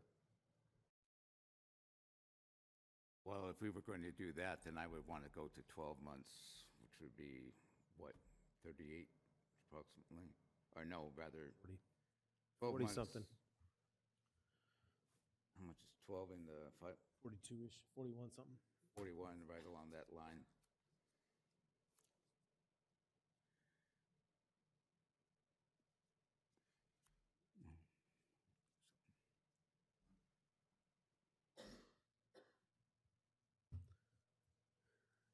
Does anybody else have any comments? Deliberation? How do you want to move? Well, if you allow me, I will go ahead and move the item. The violation is sustainable. It did occur. If we're going to fine the person $500, but that we would extend the payments over a period of 12 months. The payment. Is there a second? I'll second that. All in favor? Aye. Aye. Opposed? Thank you. Thank you.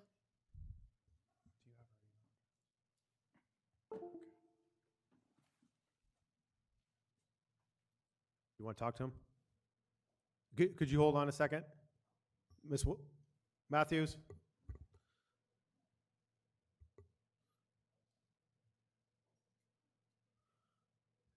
Item 5.5, hearing for special assessment of cost, 1430 Carpenter Road, Oakley, California, APN 034-070-031. Ms. Veronis.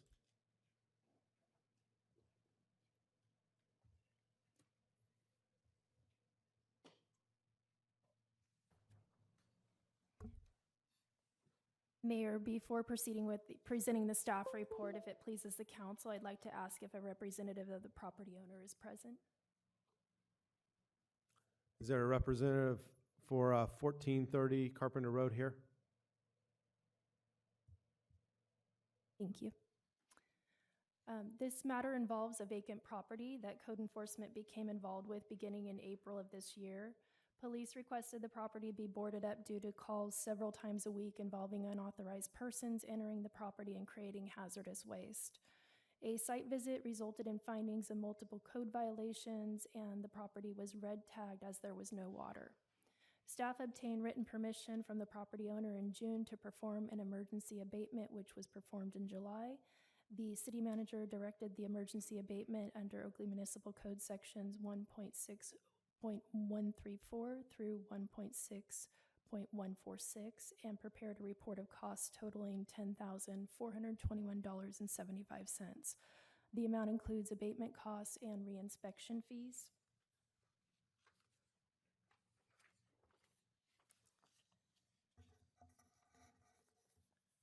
The Oakley Municipal Code sections 1.6148 through 1.6152 provides that the City Council shall receive and consider the report of costs and shall hear any objections of the owners of the property to be assessed for the abatement costs. The Council may modify the report of costs and the hearing may be continued if needed. At the conclusion of the hearing, the Council shall allow or overrule any objections to the proposed assessment. If no objections have been made or if the Council has overruled any made, the Council shall confirm by resolution the report of costs as submitted or modified. The amount shall be submitted to the County of Contra Costa for assessment on the fiscal year 2024-2025 property tax roll. Pursuant to Oakley Municipal Code Section 1.6152, the property owner may pay the full amount due to the City of Oakley after such costs are confirmed by the City Council and prior to the city filing the amount with the county tax collector. Staff recommends that the City Council consider the report of costs, hear any objections on behalf of the property owner, and either confirm the report of costs as submitted or as modified through adoption of a resolution. That concludes the staff report, and I'm available for any questions. Thank you. Are there any council questions? Councilmember Fuller. My understanding is within the last 2 years, there's been a homicide at the location and a major drug arrest. Is that correct? You are correct. Okay, thank you. Any other council questions? Any public comments? What would the council like to do? I will move the item as presented. For a second? I'll second. All in favor? Aye. Opposed? Passes 5-0. 5.6, hearing for special assessments of cost, 131 East Ruby Street, Oakley, California, APN number 035-133-012. Ms. Veronis. Thank you. Again, if it pleases the council, I'd like to ask if the property owner or a representative of the property owner is present. I believe she just walked up. First of all, I want to Wait. She'll present the case and then we'll come to you. Thank you. If you'd like to sit down, you can, or you could stand. No, it's harder for me to get back up. Okay. This matter involves a property subject to fire damage that was red tagged in October of 2021. The fire district confirmed the property should not have anyone inside as the structure was severely compromised and there was threat of collapse of the roof and stairs. Between October of 2021 and September 2023, there were numerous reports of people, including the owner's son, entering the property repeatedly, living on the interior and exterior premises, and barbecuing on the property, causing the property to be boarded up by the city 3 times in July 2022, September 2023, and most recently last month. The city manager directed the emergency abatements under Oakley Municipal Code sections 1.6134 through 1.6146 and prepared a report of cost totaling $31,783.82. The amount includes abatement costs, reinspection fees, and attorney fees.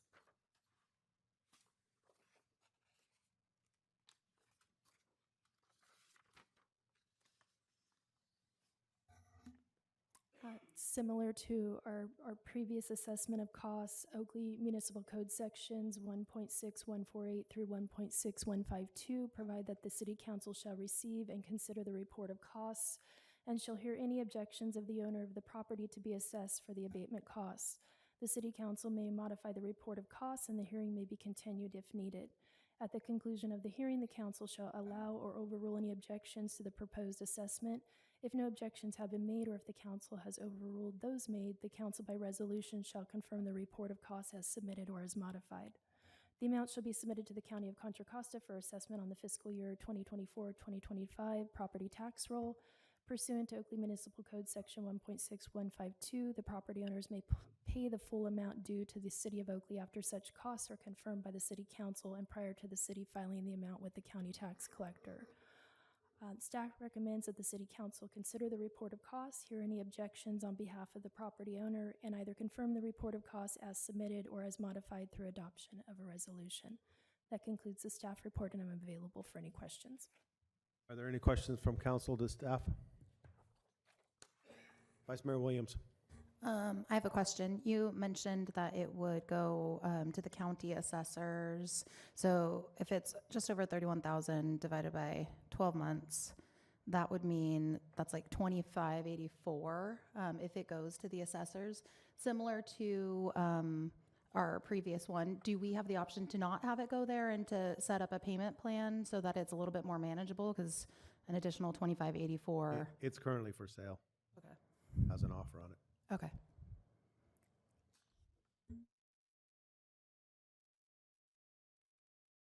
I guess no other questions?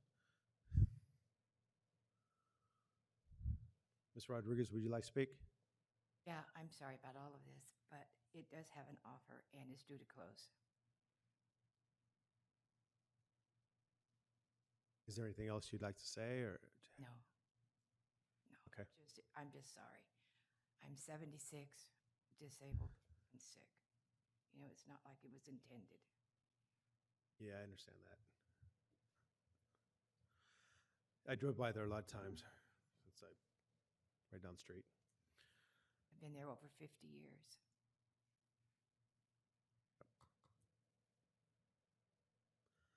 So are there any comments, questions, deliberation by the council? Motion? Sorry, you're going to have to break down. Okay, so there's an offer that's set to close. So then what happens to that 31,000? It just goes from the proceeds, or does the new? It should come out of the proceeds of sale. Is that correct, Mr. Cole? Yes, that's correct. Okay. And we'll file demand with the title company? Correct. We will do that. Putting it on the property tax roll, that wouldn't go on until the summer. So we have to follow that process. But what we will do is put this in immediately with title. Okay. Yeah, because if it goes on a tax roll, I mean, really, she wouldn't even own it at that point. Correct. Ms. Veronis? A notice of intent to lien the property has already been recorded. Okay. Any other council questions? Do I have a motion?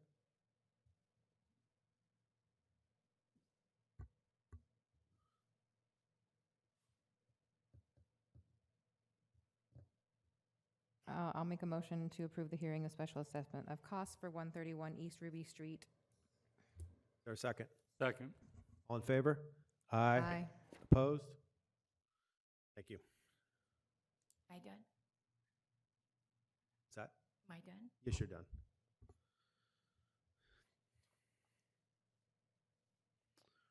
Item 6, reports. 6.1, city manager. Good evening again. I would like to point out that the agenda does have the October new business license list attached, and to call attention to a few events happening in the upcoming weeks. We'll be hosting our annual tree lighting ceremony on November 30th. That will happen here at Civic Center Plaza, beginning at 5:30 p.m. December 1st, another Friday Night Bites, and December 6th, we'll be hosting a ribbon cutting in our downtown to celebrate the finalization of our downtown infrastructure project to support the train platform. That ribbon cutting will take place at 2 p.m. And lastly, I just want to wish everybody a happy early Thanksgiving. Thank you. Thank you. 6.2. Actually, quickly, there is an item, city attorney report. I actually have a report, but I've provided an article. I just want to briefly mention that I know it's going to be campaign season shortly, so I wanted to, some of you have heard about the Levine Act amendment, but it is, in my opinion, the most significant ethics law change in decades. And so I simply, I write sometimes for the Daily Journal, which is a legal newspaper. I write a column on municipal law, and so I provided that. I had only 1,000 words. I probably could have, if I had more words, I would have gone into more detail. Really? Yeah, I know that shocks all of you. There are some great resources on the FPPC's website if you really want to get into the bowels of this, but you can always reach out to me with your separate questions, but I just wanted to put that in, make sure you all had some knowledge of it as you go forward. Yeah, I find it interesting that it affects, us, everybody below the state assembly and state senate. They didn't include themselves. It was very nice of them. I know it shocks all of you. Yeah. Vice Mayor Williams. Hold on. Oh, sorry. I thought you were skipping me. So if, as you mentioned, it is kind of election season coming up. So if there are folks who are looking to run, what is the best way for them to understand those changes and what it potentially means to them? I would go to the FPPC website. They have a page. They have a FAQ. They have the statute. I would really just go spend some time with that. Any other questions? Thank you, Mr. Cole. Now we'll move on to 6.2 City Council comments, reports. Councilmember Fuller. Yes, I did attend the Veterans Day ceremony. I want to thank again Supervisor Diane Burgess for her speech on Vietnam. I think she captured it very well. What's going on in that era, which was, it affected a lot of families. I did go to Fusion Fuel Cafe on October 27th. I wasn't able to go on November 3rd, and there'll be one coming up in December. I'll get it out I was down at Cal State LA for an award ceremony on the 3rd, but I'm sure it was good. And the 27th, they just have a nice little gathering over there. So 8:45 to 10 on the Friday morning that's designated. We saw the report of the election results. I'm sorry, the person from Napa County, her name is not in my mind, but Joaquin Aragon is. You're talking about for ABAG? ABAG. The ABAG election is in. Mr. Aragon, the Berkeley mayor, is very big on regional development, which is scary because that means that there won't be a need for local council. He'll take care of it. And the other's an ABAG from the way he says it. In the process, I attended the BAFA committee hearing. That was, well, again, everybody's saying, well, let's see what happens and but each time I go, they say, this is the way it's going to be. We're going to get 20 billion off of the 2/3 vote. And then if you want any part of it, you're going to have to meet our demands, and it's going to go for housing. And now I don't know quite how that's going to go because they say they're going to fill 3,000 to 4,000 units of affordable housing. But when you take $20 billion and divide it by 3,000 or 4,000, but 3,000, you come up with each unit is $6,666. Now, I don't know anywhere in the state of California that you can build any type of housing unit for $6,666. So how they're going to get to 3,000 is beyond me, but that's the type of information they spend to try to get it through. The idea behind it keeps coming back to grants, that they're going to take a regional control of what's going to happen. And that means that basically we're going off. Yes, I've heard that, oh no, the RENA numbers won't change, and it isn't, but every time we turn around, we have evidence that they're going to tank the RENA numbers as they exist now, or Berkeley will get out from underneath their RENA numbers and allow their home prices to continue to skyrocket at $1.5 million for the 1,200 square foot house, and we're going to house their workers who are going to have to commute to Berkeley. So every time I go there, it is depressing. It's depressing. One other thing that they haven't come back with is what we found when I was on the West Covina School Board at the turn in the century, 2000s, when we passed a bond issue for refurbishing the schools. That went through, other school districts did, and what we found was suddenly school districts had money and they were spending it, and it was all great, and it was all coming out at once, and construction materials skyrocketed, and construction costs skyrocketed, and the worth of our money went way down. ABAG hasn't said anything about dumping 20 million or 20 more billion or 20 more billion on top of that from MTC, how much that's going to impact the costs of building. But I can only imagine the building costs will rise, construction costs will rise, and we won't make 3,000 units of affordable housing. It'll be interesting how we get there. Obviously, I'm a little bit biased on this. It goes, but then I went over to MTC. And since that's Mayor Meadows, Ballywick, I'll go there, but I walked away even more depressed because what they're proposing, not only bonds and 20 billion in billions, but they are proposing to speed up the freeways, that they impose tolls on all the lanes to drive in based upon your income and what you go, and that will keep everything down.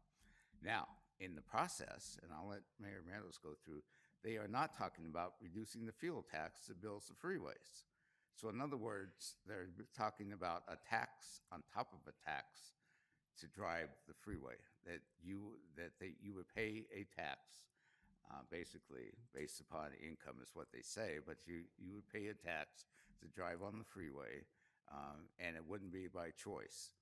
It would be that if you're going to drive the freeway, you're going to pay the tax one way or the other. So I wish I had more. I forgot to mention I did go to the Heart of Oakley, or the Harvest Festival, excuse me.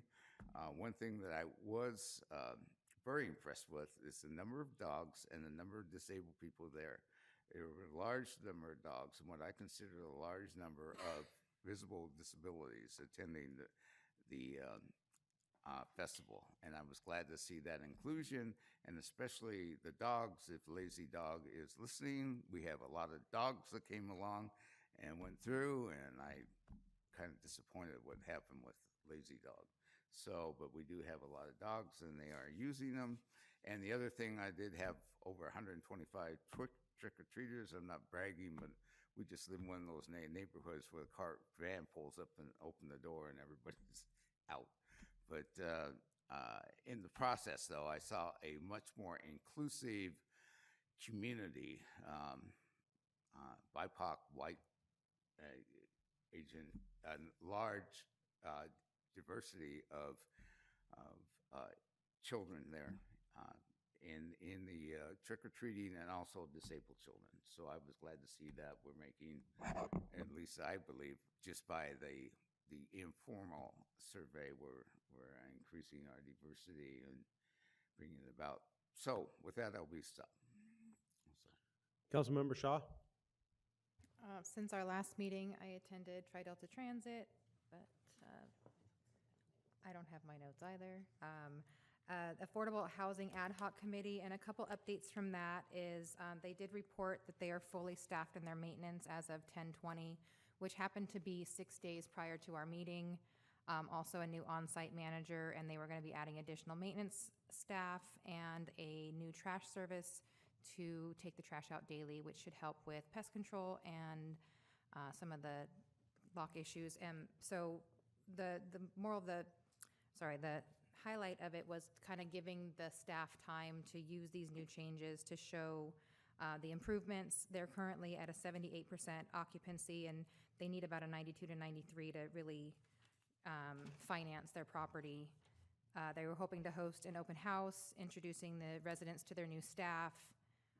They are trying to get a turnover rate for work orders for 3 to 5 days. And we will be having our next meeting on November 30th, where Oak from the management company is hoping to bring us back some information on some of our questions regarding security, the entry gates, the inspection results that were 45 to 60 days ago, and some camera questions that we had. So we discussed pest management plans, preventative maintenance plans, and we're looking forward to continued dialogue to see how staff can work with the residents to improve that relationship. And again, the next meeting is November 30th at 3 p.m. I went to the Twin Oaks grand opening. Unfortunately, they were running a little bit behind, so I had to run back to work, but I was there. I just missed all the festivities. I did complete the DA Academy on November 1st. Thank you, Supervisor Burgess, for that suggestion. It was actually really informative. I attended the Mayor's Conference in Brentwood on the 2nd, and Vice Mayor Williams and I met with Jamboree Housing, which is a potential affordable housing partnership. We're hoping to link with the city and start some conversations to see if it's something that would be beneficial to us here. And then the Veterans Day event was a lot of participation, and I was happy to see how many people came out for that. It was a beautiful event. So. Vice Mayor Williams. I mean, ditto. Councilmember Shaw covered it all. Perfect. I don't have my Tri-Delta Transit notes. I know everybody's disappointed about that. Our next meeting will be December after our next meeting here. So in January, you'll have a full report of both meetings. Glad to hear. Yes, I know you are. I did, as Councilmember Shaw said, we had met a really interesting group at Cal Cities, and they have some exciting ideas. And as we get to our next item on the agenda, I think they could potentially aid us in our work for the library. So I'd really like to have that conversation continued. I also went to the Veterans Day. It was beautiful, great ceremony, and very well attended. And I also went to the meeting of the Oakley Chamber of Commerce, and that continues to be exciting. There's more and more people joining every time, and there's a lot of energy around it. So I encourage everybody who hasn't gone to check it out. Unfortunately, their next meeting is on our next meeting, but they will be making change to their bylaws, so hopefully it can be more attended. But it's a really energetic group, and they've got some really good ideas about really helping our small businesses. So I'm really excited to see what that group does. Councilmember Henderson? Since our last meeting, I attended Diablo Water Board meeting, Friday Night Bites, and we definitely had staff did an excellent job on the Veterans Day program. Okay, so I guess I'm all that's left. Week and a half ago, I was at the mayor's conference, attended Friday Night Bites at the ad hoc committee that Councilmember Shaw discussed. Twin Oaks, yes, they were a little behind, or a lot, and Veterans Day, which was a nice event.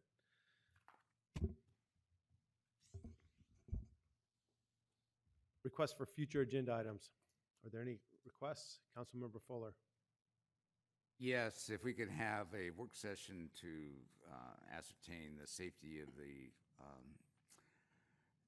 rail platform in the vicinity of downtown and Vintage Parkway, and make sure that that our residents are well taken care of in terms of the increase of population, and I guess the rail traffic will increase also. So, or hopefully that's the goal. So, I'll second that. Any other requests?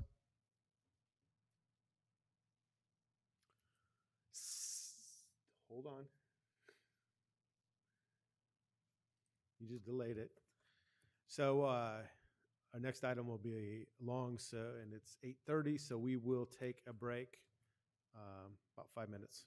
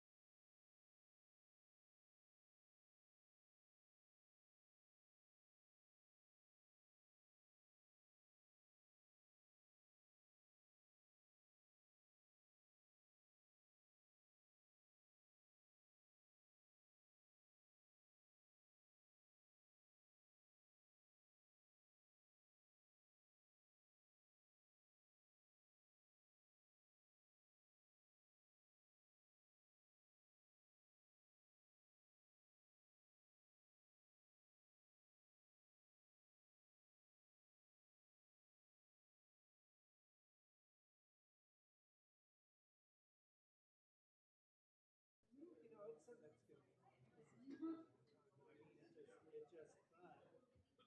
you see these things that's why I brought up the grizzly bear, because I went fishing years ago. That was something. I said, you realize that 80% of the people live in a black bear or a grizzly bear.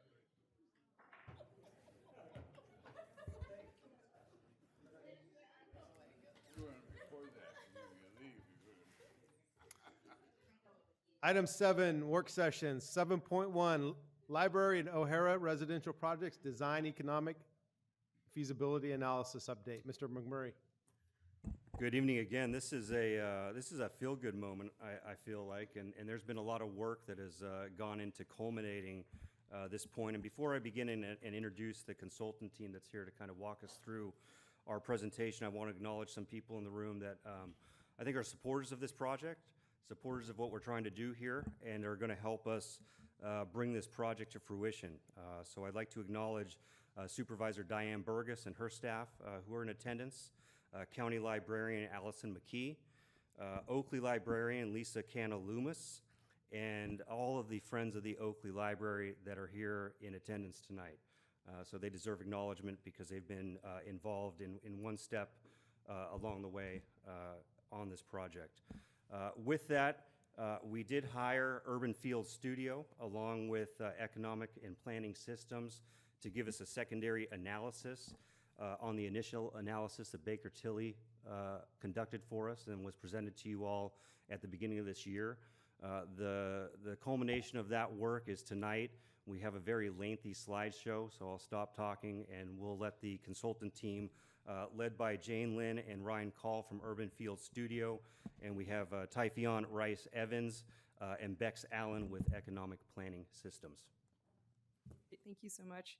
Good evening, Mayor and City Council members. It's our pleasure to be here to present to you today some of our strategy for a new library in Oakley. And I just wanted to elaborate a little bit more. My name is Jane Lynn. I'm an urban designer and an architect. And my office is in Oakland, and I'm joined by Ryan Call, who's another architect with a lot of experience working with community facilities. We also brought on another advisor from HKIT Architects, also in Oakland. They are library specialists that really helped us with the design. And then we're also joined by EPS, they're economists. We have Typhion Rice Evans and Bex Allen, and they have really helped us make sure that our numbers are feasible, and they'll present some of the work that they have done to just understand the market. What we wanted to bring you tonight is something that you can make happen and make real. So with that, we'll just get started with the first slide, please. Oh, do I have control? Thank you. Oh, no, down. Okay, great. Thank you. So we know the goal is to build a library, and the strategy that was presented before in the Baker Tilly report was to use the value of the land on the O'Hara block to help fund that library. And we were really excited to come to visit the site, take a look around, and this library is going to be in a great location right next to your city hall. And I mean, it's great where we parked tonight. It's right there. So we wanted to just acknowledge that there is a great need for this library. I'm sure you've heard over the years, the current library is not in a great way. So there's an absolute need for this library to be in a much nicer place and much better and more central place.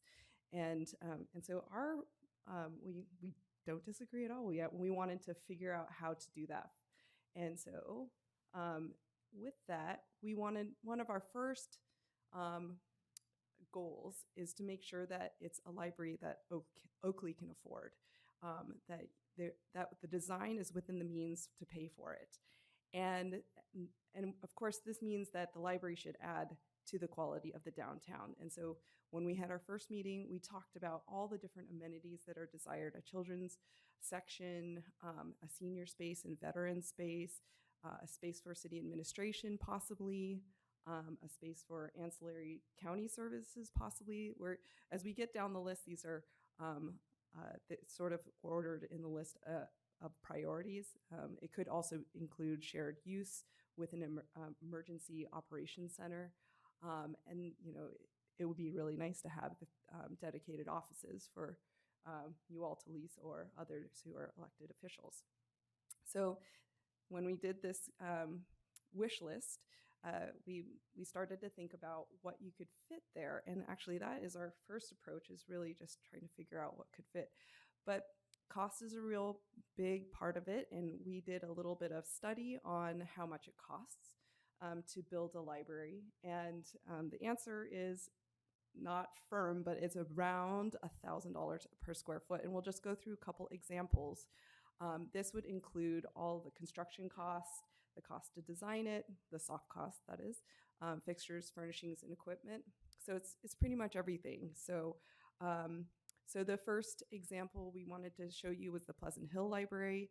This library is almost 24,000 square feet, and it was really a nicely designed library. It has beautiful design inside, really high quality finishes, and so it's much more than $1,000 per square foot. It's in the range of $1,400 per square feet, and it was built more recently. And you'll hear a little bit about what the market conditions are like today. So this one is, while it's more than $1,000 per square foot, it's the best you can get.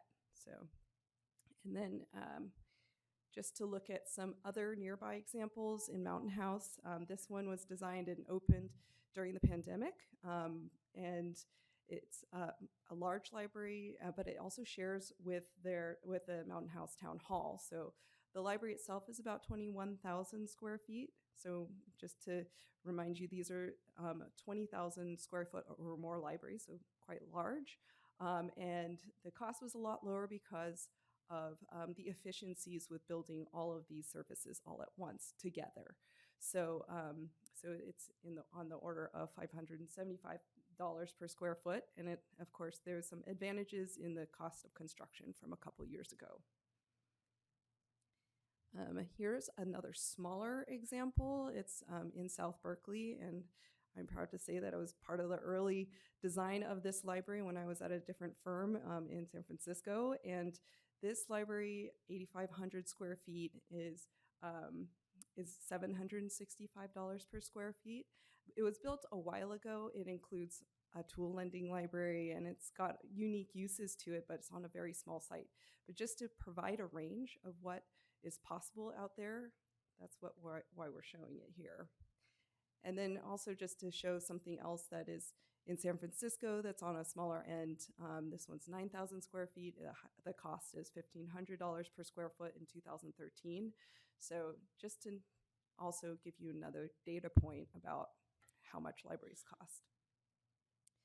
And this is, I think, the last one, the West Berkeley Library, 9,500 square feet. Again, in the small category, $830 per square feet, and designed a while ago.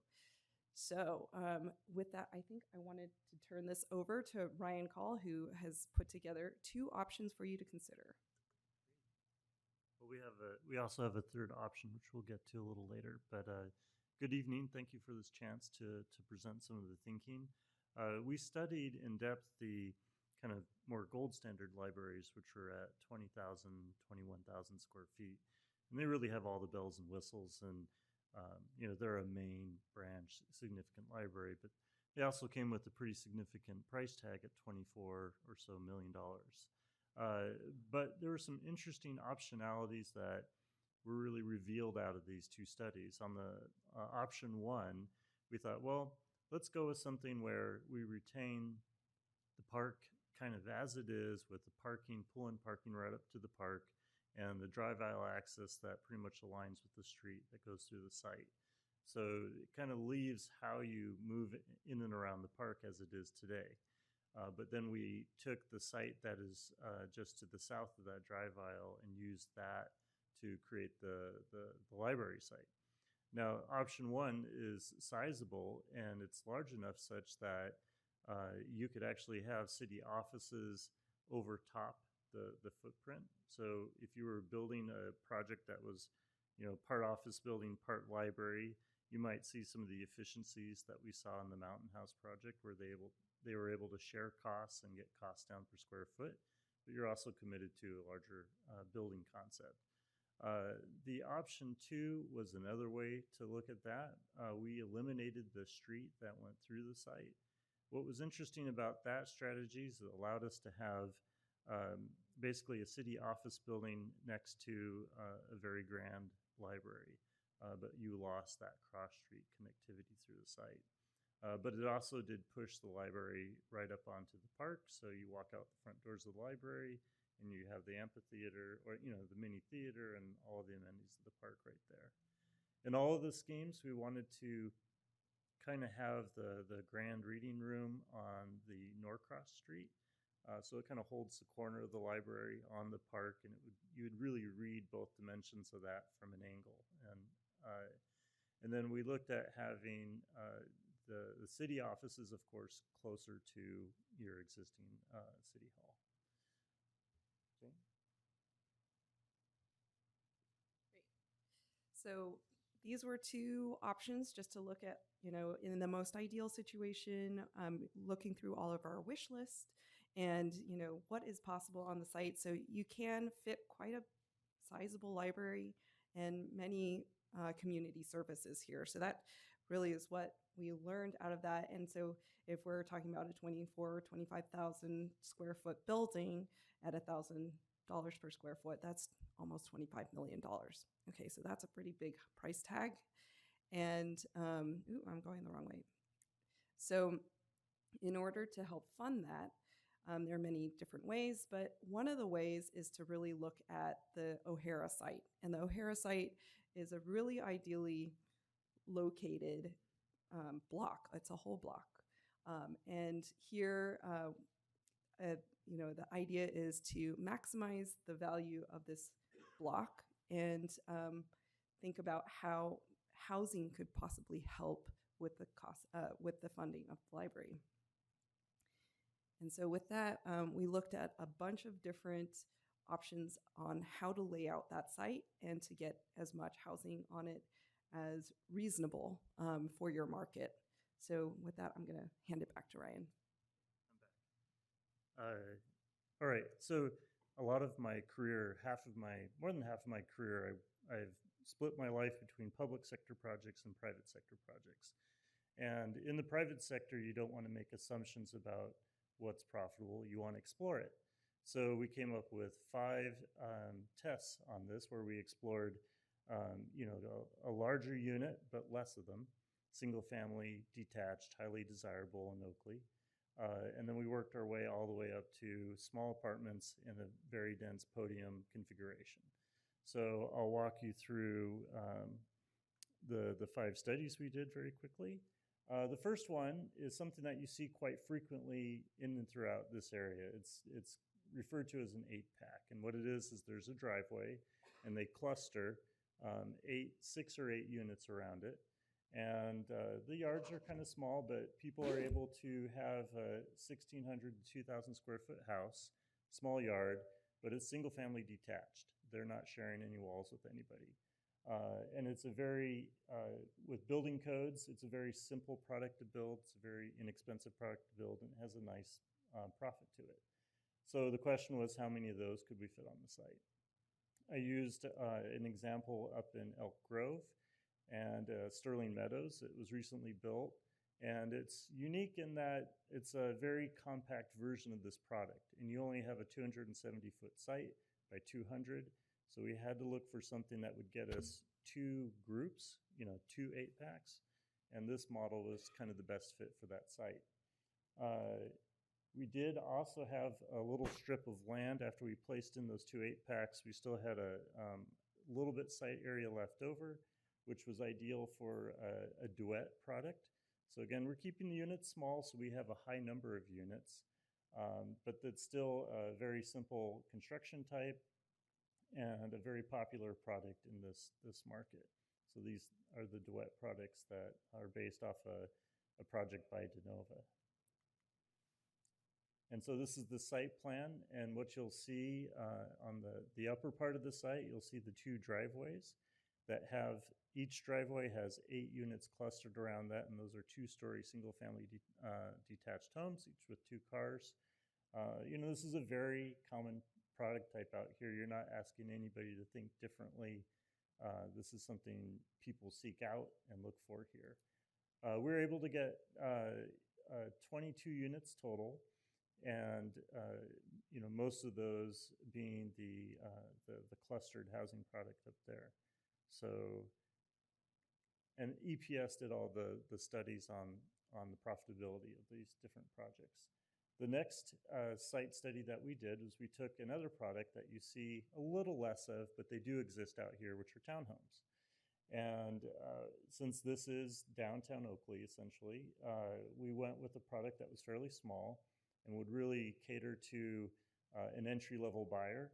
And they're about a little over 1,000 square feet per unit, and half of them have 2 parking spaces, and half of them have 1 parking space. We were able to get 48 of those. This may not be the prettiest urban design, but again, the point of the exercise was to generate as much value from the land to fund the library. So it's a bit utilitarian, but essentially there's units facing outward, and then a bank of units down the middle that share a sidewalk, and then the gray stripes there are the driveways that lead to the garages for the units. So it's a pretty traditional layout. We got 48 of those townhomes on that site. And again, it's a, slightly more, there's shared walls and there's some construction that goes into that costs, has more higher costs, but in generally it's a fairly simple construction type. The next question we wanted to explore was, well, does it make sense to have smaller flats and basically look at a 3-story building comprised of shared stairs, and then you walk those stairs to your flats. And these are a very common apartment configuration. The challenge with a site this small is you don't have a lot of options for vehicle circulation on the site. If you have too much circulation for the car, you don't have enough land for the units. This was an interesting example that is in Livermore, where they really leveraged tandem parking. And so because they were using tandem parking, you could devote less land to the car. The flip on that is you're pretty much looking at 2-bedroom or 3-bedroom units, because that's really the only pairing you can do with tandem parking. But we got up to 64. So we started at 22 with the 2-story. The townhomes put us at 48. We're now at 64 units with these apartments. And this just shows some basic layouts. And we have a variety of different unit sizes, but really what this is we took prototypes that were in other cities that were somewhat similar and applied it to the site. This is a bit more aggressive. This is saying, well, it's downtown Oakley, maybe we can pare down the parking requirement and limit that space on site that goes to the car. And so what we did here is we went with leveraging the street parking, or including the street parking as part of the parking supply, and then having a smaller area of parking, and then putting as many flats as we could in that model. And essentially we have 84 units, which is quite impressive on a small site like this.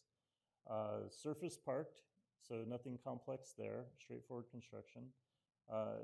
But this is where we start testing the market in an experimental way. Would an apartment with 1 parking space work in Oakley? You're not that urban. You do have a walkable grid and some really great things, transit potential, but this is a push for this particular market. But again, let's explore all options. So the next one was, well, let's explore at least one example that uses structured parking. There are a couple different ways to approach structured parking. You could use the mechanical stackers, which they're starting to do more of, or you can go with a traditional slope parking deck that you then build housing around and on top of, which is a product type that you see more often perhaps in Sacramento, Berkeley, Oakland. It's something that you really don't see out here very much at all, but let's test it and find out. So this one got us up to 128 units. and I'll save the fun economics discussion for EPS, but it's very interesting to see that sometimes more units doesn't mean more profit.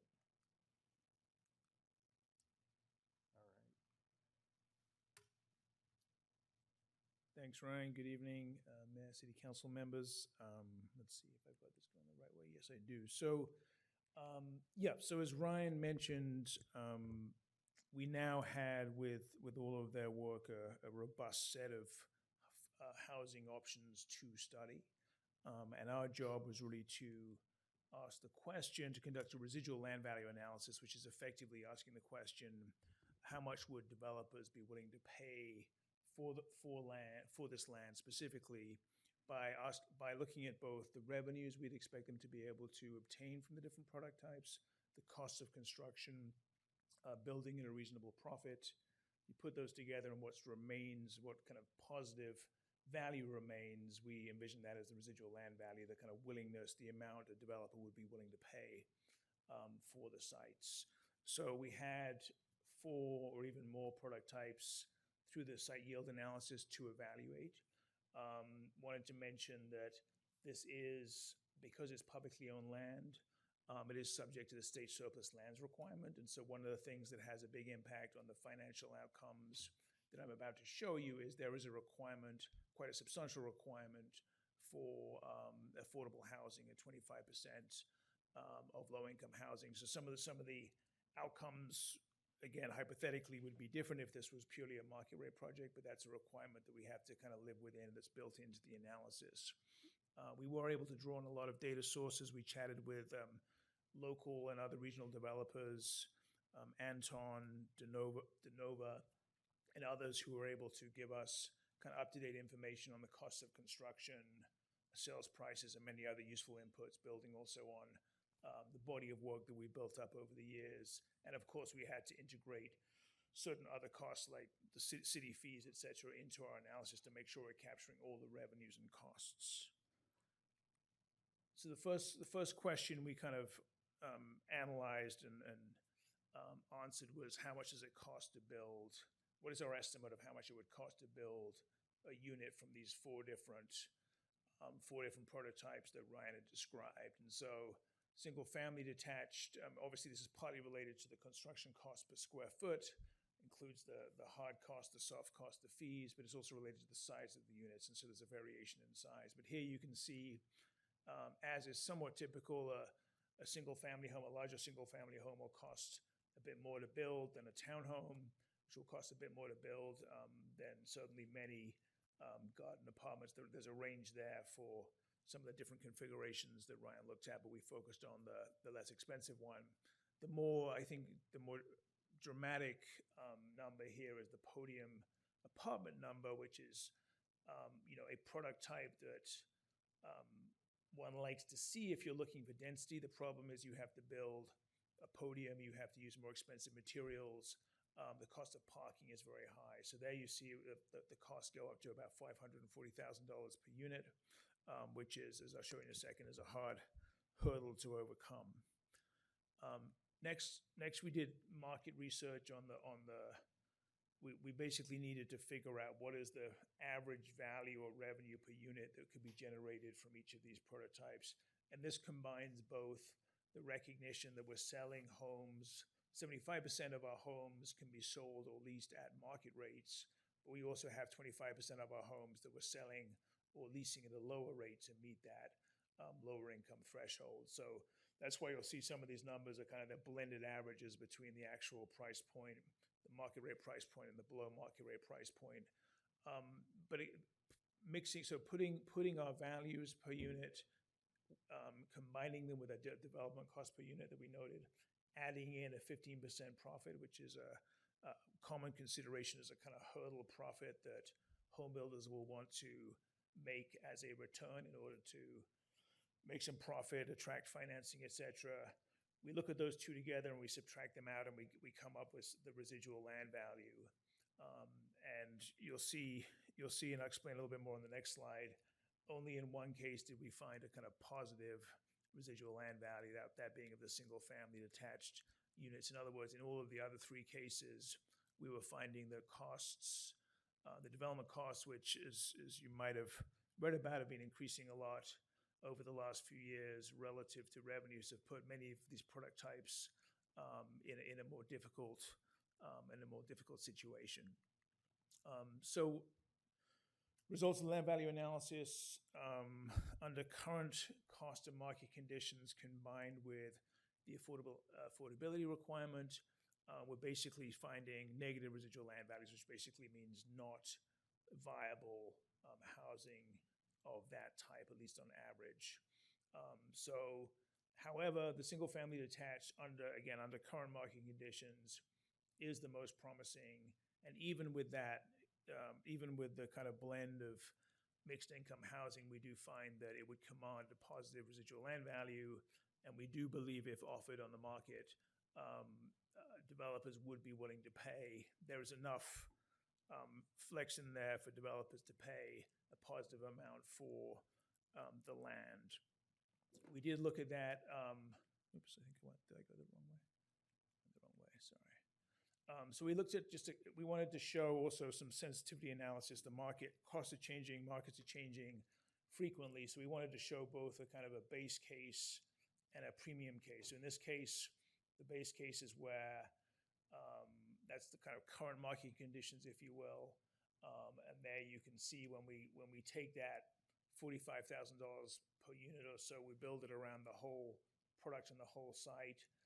We believe there's a residual land value of about $1 million remaining under current market conditions. We also recognize that interest rates are very high right now. There are many things that are kind of causing challenges, relative challenges, including construction costs in the marketplace. We wanted to run a scenario where that perhaps gave even more of a value premium to the project's downtown location, and also recognize that there are market changes over time. And there you can see that pushes for the single family detached the value up to closer to 1.8 million or closer to $2 million.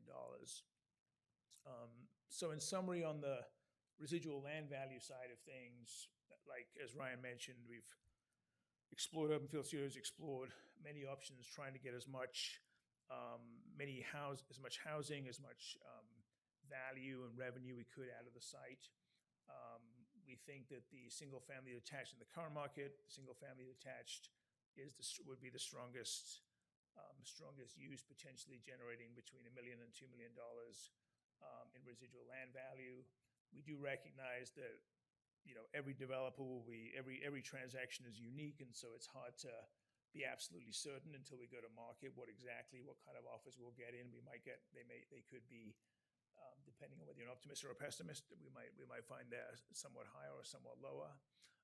So what we've suggested to the city is that in planning, in the financial planning for the library, we shouldn't assume a residual land value of more than $2 million as we kind of work through the funding process. And I know that'll come up and be expanded on in the next section of the presentation.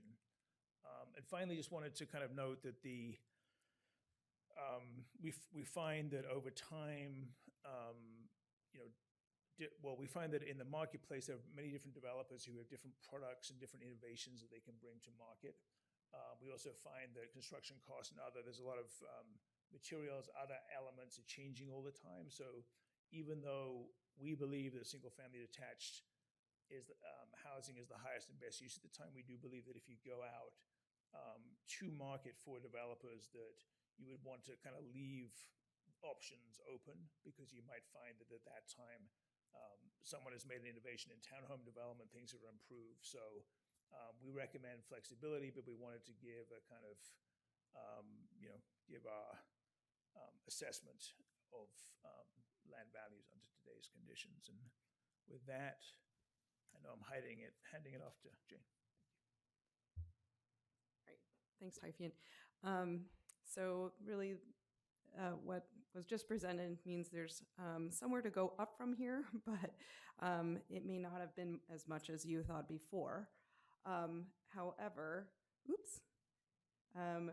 we wanted to say that what we had just presented, there's a big gap at this point to consider.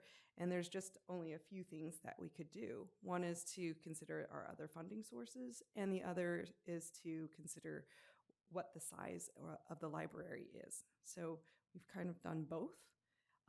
And so if our original goal to do option one was $25 million, then we're not quite making it. But there is a possibility if we reduce the size of the library that there is perhaps something that's more right-sized. And at this point, I want to call up the city manager to present some of the other funding sources that could be available for the library. Yeah, thank you. And I think it's important, as we frame this discussion and we start asking for direction from the council, is really our goal is to present something that's feasible and really to live within our means. We have many priorities that the city council has been discussing over the past several years, and we've reprioritized those. But these priorities that we have as a city and the services and facilities and the infrastructure that this community deserves has a very large price tag to it. And we are spending, as we talked about earlier, tens of millions of dollars to address the East Cypress Road situation. We also had on the agenda tonight the Laurel Road and those WAPA poles and the relocation of those just to start that project, but that's a multi-million-dollar project just to complete a very short distance of critical frontage on Laurel Road, which is our major arterial through our city.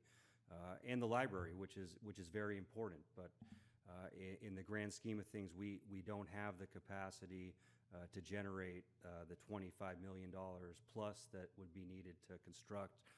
I think what we were all talking about at the beginning of this year. So it really gave us time to reflect and pause and think about how do we deliver to this community something that they so desperately need. How do we remove or I say move the library from a high school campus to its own permanent building because the current location was temporary. With all of that in mind, what I want to present is something that's realistic and achievable right now, but doesn't mean it's something that we're shooting for. I think we have higher aspirations, but it's going to take teamwork, and that's why I acknowledge the important people in this room, because I think it's a team effort here. And when we look at the residual land value, we're using the high dollar, and I know the council was very optimistic and very supportive of higher density, and I think we thought initially that would generate a very substantial amount of revenue. And the reality is, based on the analysis we've done and the developers we've talked to, it's just not there. We got some, but it's not as much as we thought. So using that $2 million mark, we would also propose to dedicate what's left of our ARPA funding, so that is $2.5 million. We have $500,000 in our public facilities fees account that we could dedicate to this project. Keep in mind that as public facility fees are paid on each building permit that we issue, we also have to pay off the debt service that is due for this building and for the rec center. So some of that public facility impact fee money is already spoken for. Not to say that we won't get more, or we can't look at that fee, because things have obviously changed since 2004 when that fee was established. Obviously, it's escalated year over year, but that might be something to consider. And then, I think, it's a testament to the city's financial and fiscal responsibility to its constituents, and also, how conservative we are. But looking at city revenue and unassigned fund balance from last year as we're closing out the books, I feel confident in saying we have about $4 million to dedicate from unassigned fund balance, and that would still mean we're keeping our 30% reserve intact. And our 10-year plan, and we've been, Jerry Tejada has been working very hard to ensure our 10-year plan looks healthy and is sustainable. So when that's all said and done, we have about $9 million right now to throw at a project like this. And that gets you to, as we were talking about, 1,000 square feet, $1,000 per square foot. You do the math, and that's a 9,000 square foot building. So not the 15 to 20,000 square foot that we were originally talking about, that the county librarian would like to see. I think that we'd all like to see. But you know, when we start talking about a 9,000 square foot facility, it is 3 times the size of what this community currently has, and it takes that library off the high school campus, which I think we all agree is not a place, not even in 1999, but definitely not in 2023 for a public library to exist. And it moves it to the Civic Center campus, which is a perfect home for it. We have a beautiful facility here, and I think it would bookend the campus, you know, so nice, and it would be such a great addition to the community. So as you see there, that's the $9 million, but there's also some highlights of other funding sources, because I don't think our work's done, as I was saying. There's grants that we are hopefully going to be eligible for. We understand the county received a $10 million grant recently for their Bay Point library that they're going to be constructing, and we're optimistic, and they've committed to help us with our grant application, and we understand another round of grant funding would be available, hopefully being announced next month. So exciting and good timing for us. Also donations. The Friends of the Oakley Library, they're a very willing and capable group, but we haven't really given them the option or the ability to fundraise, because they don't really have anything to fundraise for. And I think that's part of this exercise, and what we're about to present in these coming slides is a site plan and a rendering that can be used to garner that excitement in the community that they can go out and use to fundraise. So between our funds and the funds that we think are going to be available, we will exceed the $9 million mark. We just don't know what that looks like, and I don't think it would be responsible to present something that's not feasible or financially sustainable to the council at this time, as we're asking for direction. So I hope that helps. Great, thank you. And just to add a little bit more data to that, we were looking at just the cost, the Contra Costa County square footage per capita per library, and you're currently amongst the lowest. And so this would really bring you up the ranks, even if we went, even if we doubled. But we're really talking about more than doubling. We're talking about tripling or going a little bit more than what you currently have. So just to say that I think it's time. So with that, I want to hand it back to Ryan, who has put together this great solution. So after we saw some of the returns from the numbers with EPS's study on the different site studies, and we knew that we had a slightly lower budget to work with, one of the things we wanted to draw was, well, what does that get us if we stay in the the $9 to $10 million benchmark?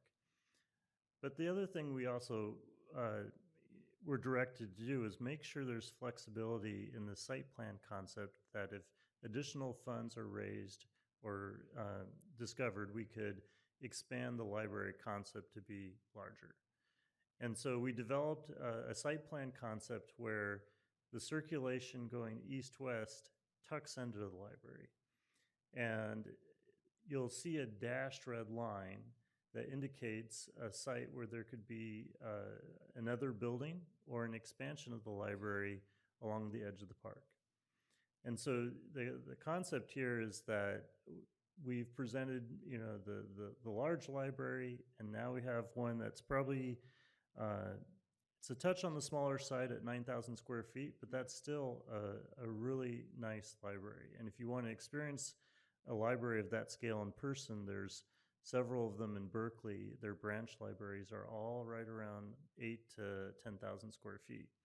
So we took one of those branch libraries. It's the South Branch Library, partly because my family and I use it every Monday night for tutoring with our kids. So pretty familiar with it, and we drew it up. And what you'll see here, it was recently built. It was one of the case studies that Jane presented in the beginning. But that light blue box on the top right is the children's section, and it looks out on your children's play area in the park. Just across from it, you have the adult section, which also fronts on Norcross, but it's It's in the quieter part of the neighborhood. It's away from the noise of the park, and that space really does need to be quiet, and so that's why it's there. We also have the centralized circulation area in the center. The idea is that you can have clean sight lines to the children's room, to the adult room, to the teen room, that there's very easy visibility. The area that's in red is where the offices are. And it allows folks, you want your sorting room to be really convenient to a public sidewalk. Somewhere where somebody can park, and in a few steps they can drop their book off and they're done. So there's a very clean logic to the layout. There's also flex space, which can be used for seniors or veterans groups. And then we're also showing a 300 square foot Friends of the Library section that's also part of that space. And that's in the teal color on the lower left.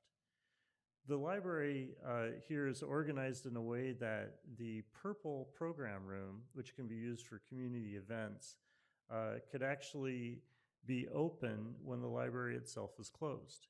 So the bathrooms in the program room are grouped, and there's a hallway essentially between those and the main library itself, where if library staff are not working and that facility is closed, you can still utilize that program room for assemblies or presentations or theater or different things. And then the bathroom facilities are just below that. We kept everything in the park intact, but if this did move forward, you might want to rethink the restroom location in the park.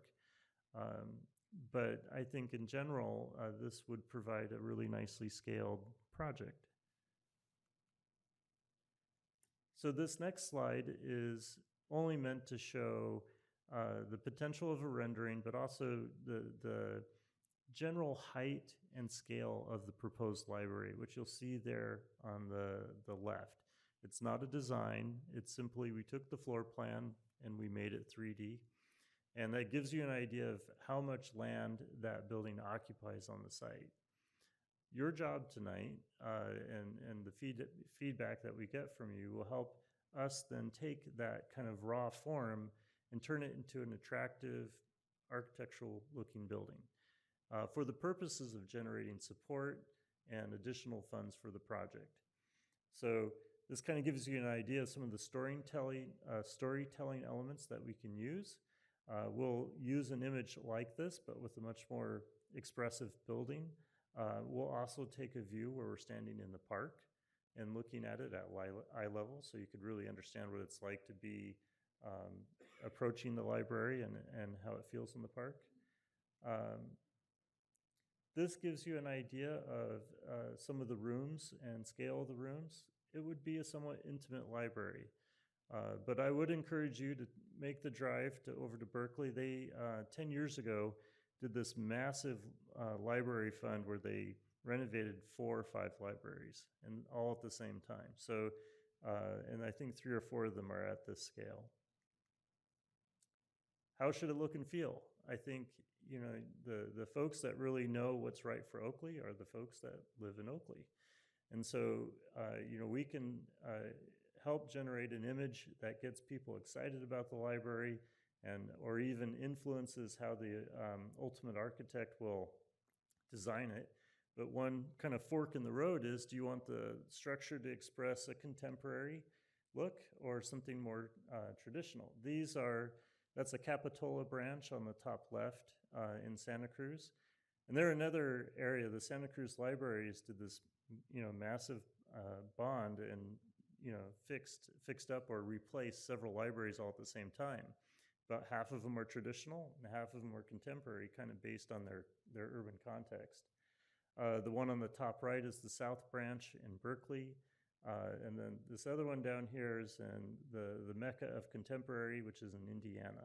I was there this summer. So this is a surprisingly contemporary collection of contemporary architecture there. Some other ways to do it, which are equally, I think, attractive. On the top left is Felton's Library, which is near Santa Cruz. It's part of the Santa Cruz library system, but they're in a community where traditional vernacular of barns and those buildings are what people feel at home in. And in a way, the library is a home for your community. The one on the top right is Mountain House, and then the one on the lower right is Danville. So it'd be great to just kind of, the fork in the road is for us to give you a product for basically raising money and interest in the library and support. So if you let us know which route to take, we can explore that and develop it. Jane? Great. So we're basically at the conclusion of our presentation, but we had a couple questions for you tonight. We'd love to know your opinion, what you'd like to see in the library design. And we'd like to hear your feedback about the funding sources for the library. And this last question is really that EPS had explored just market rate possibilities. But if you did 100% affordable housing here, that might have other possibilities as well. So that's one thing we didn't consider yet, but we were just wondering if you thought that was something we should be looking at as well. So with that, I'm going to conclude. Yeah, so I'd like to thank the team for their presentation. We are seeking feedback. I know it's not exactly what we were talking about at the beginning of the year, but I'm a glass half full kind of person, and this gives us an opportunity to build off of something, and it gives us a great starting point, and it gives us an opportunity to actually go to the community and talk about something that's realistic. So with that, we'll conclude our presentation. We're all available for questions. We are seeking some direction, and I know there's people that probably want to provide some public comment. And there's what?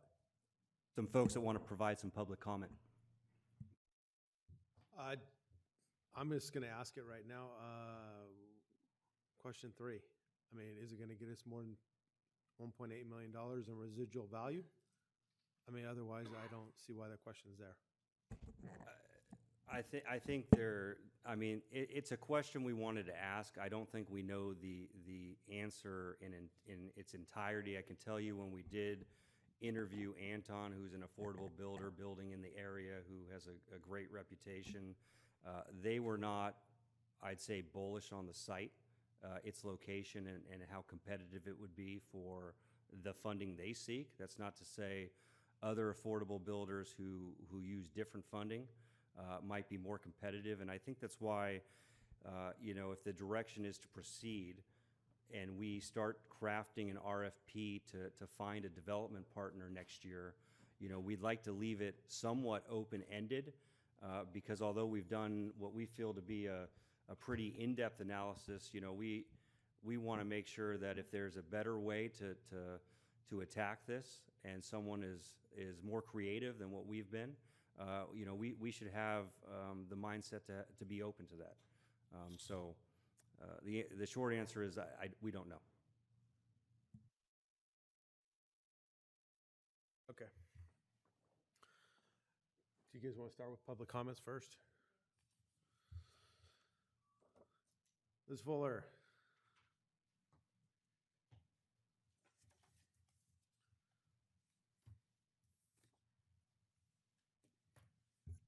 Good evening, Mayor, Vice Mayor, council members. I didn't come super prepared to talk, but I just the 9,000 square foot number jumped out at me, and I'm just speaking for myself right now, and having worked in libraries for 30 years, that I don't think it's big enough, and I know what you want to do feasibility-wise, and you want to be able to afford everything within your means, but I feel like you're going to realize that it's not big enough and want to expand, and at the point you want to expand, it's going to cost so much more. So I think in the long run, it'd be better to build big first and rather than later. So that's my comment.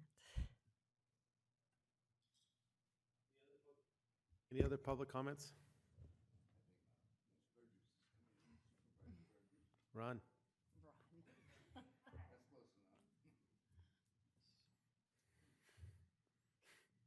Good evening, City Council. Driving here from Vintage Parkway, I was sitting at this intersection remembering when there wasn't even sidewalks downtown, and look at how beautiful it is. And you guys are closer to having your own library than ever before. So that's my phone reminding me to get good rest. Let's see if I can turn it off. You know, the thing is that it's disappointing to see those numbers. But I don't want to give up yet. I just talked to Allison. I wasn't trying to be rude while I was listening, but we think there's more hope for that larger project. And if you're still asking questions about whether affordable housing could bring more money, I want to ask that you hold this till February, because I'd like to work with y'all to ask our federal and state representatives. I'd like to work with our county library foundation. I'd love to work with the Friends of Oakley to see what they can do. I would like to see if we can get it to that number, just till February. That's my ask. To which number? 25 million. I'm okay with that. You have anything you want to ask me? I'm okay with it, but I still like to answer some questions here. Yeah. But I think we could possibly get to that number, and I want to see if we can. Which number? And now that we have something to 25 go mil. for. Huh? He asked which number. Oh, the 25 25 million. We can get to the 10 million, no problem. But I think we could get to the 25 million, and I think we could work together, and I will work with each and every one of you and everyone out here to see what we can do. There is a grant application process probably next month, and that could open up a bunch of money. Let's keep going. And you know what? If we build the smaller, it's going to cost a lot more to build the next part of it. If we'd been able to build this 10 years ago, it would have been a lot cheaper. Seeing these different projects. Let's lean in. Let's see what we can do. Any other public comments? Vice Mayor Williams? I mean, I know Josh heard me say, I hate when my husband says live within my means when we want to actually build something. So I guess I just have a couple follow-ups going off of what Supervisor Burgess just asked. Would we still be able to develop some sort of rendering so that, I don't know how that grant process works in the next month, but we don't want to miss that, right? If there's the potential, I mean, if there was 10 million for Bay Point, why can't there be that for Oakley? But I feel like, we've gone through this process with our city park, right? For the 55-acre park, we just didn't have good drawings, we didn't have good renderings, so we didn't really get the grant money, and now we're getting to where we need to. But I don't want to miss out on grant funding to wait, but I do agree, I really want the bigger library. I really want all the additional services we talked about. I am biased. I work next to the Brentwood Library, and I see the traffic and traction and programming they're able to accomplish there. And, I mean, our Oakley Library has done incredible things in their 3,000 square foot space. I just don't want to limit us as well if there's more possibility. But again, I don't want to miss any of the grant funding. So is anybody able to answer? Can we, even if we hold out for that bigger one, could we at least get a rendering that could get us grant funding? Yeah, I think we have time. I mean, we could work with Urban Field to get a rendering and a site plan together. I think we already got the bones of it. It's really working on the rendering, and I think part of that direction that we're seeking tonight will help influence that.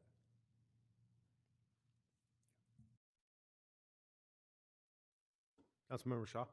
So I have always lived within my means, but if I didn't hope and strive for more that I had at the time, I wouldn't be where I am today. So if we have some hope in the audience and some work that we can do, I would love to see if we can reach that number. But if we can't, then we know our means. But if we have a little bit of time and we can, I just think that with the rendering and with these other potential sources of funds, I would love to see if we can reach it and build the best library in, the area.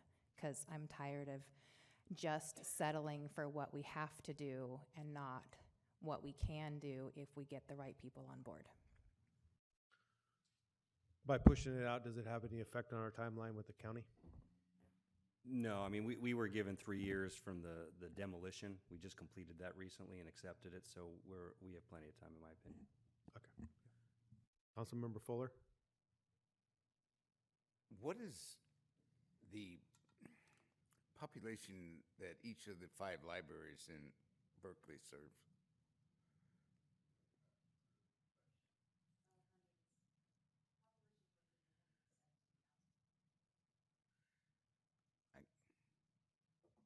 Can you say that into the mic? From the information that we just heard, the population of Berkeley is 117,000. So divide that by the number of branch libraries, and that's roughly 20. 4? Yeah. We'll provide a firm answer. So I'm asking, like, the population of Berkeley is about 170,000. It's what's passing my mind. 117,000. Yep. But each of the 5 libraries would be serving about 32,000 population in centers. They also serve. Yeah. So Berkeley also serves other communities. Like we live in El Cerrito. We have one microscopic little. Your library probably makes ours look small. So we go to Berkeley. And I know there's other folks that in Oakland that live right next door to the Berkeley branches. So it's hard to pinpoint exactly how many folks are going through that library. But I think if we reach out to Berkeley's library system, we could probably get some foot traffic numbers to understand what the use is for a branch library. They are used heavily. That I can tell you that. They get a lot of use, but they may be serving a larger population. Well, why is their construction cost so much lower? I mean, you had 850 there. They're 10 years ago. They're not relevant costs. 2013. 2013. Yeah. So what would you? So we took, those numbers are from 2013. They were actually pretty high numbers when those were built, because Berkeley had employed some really interesting green technologies and features in those buildings. The Pleasanton example was the higher end one that was at $1,400. We kind of looked at a range, and if you're judicious about the materials that you use and the ceiling heights and the structural spans, we felt that you could get it down to a number that's somewhere between Mountain House and the Pleasanton, which is about 1,000. Okay, well, the 1.8 million RLV is a dream, right? I mean, pragmatically, it's $1 million. We're talking 1.8 million and boosted it up to 2 million, kind of with a dream. I think it's, I wouldn't, a dream is, that's a kind of, I think it's optimistic. A dream would be a little bit more. It's on the optimistic side. So, so I think if you wanted to be conservative, you could use $1 million. If you wanted to be optimistic, you could use 1.8 million. I think both of them are possible. It's in that range. It's hard to pinpoint precisely what the offers would be. Well, I don't like to rely on grants. But then again, California State University, Los Angeles Special Ed Department just got an $11 million grant to train special ed teachers. So there are grants out there.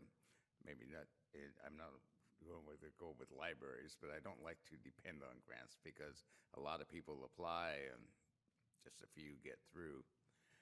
So I don't like to budget that way. However, what Supervisor Burgess is presenting is a pragmatic and one I agree with. We're trying to put this together on a city of 43,000 that is still growing, still fairly new. And to do it ourselves, I agree. Supervisor Burgess, access there where we can get access to other political leaders and see where they are, see what's available. I haven't heard yet about a depository library.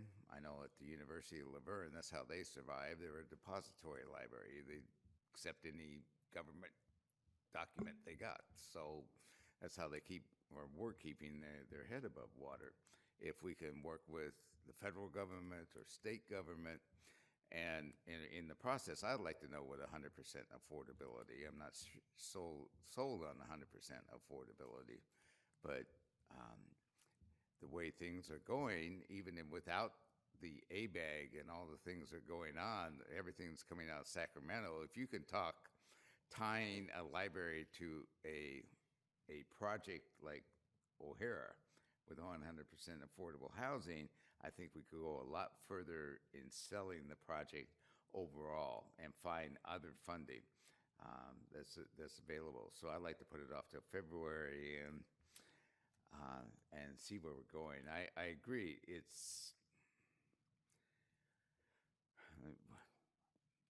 I agree. And other funding sources, I don't know would be there, but I know eventually somebody's going to say, well, there's a bond, and I'm not big on that. I think most people know that.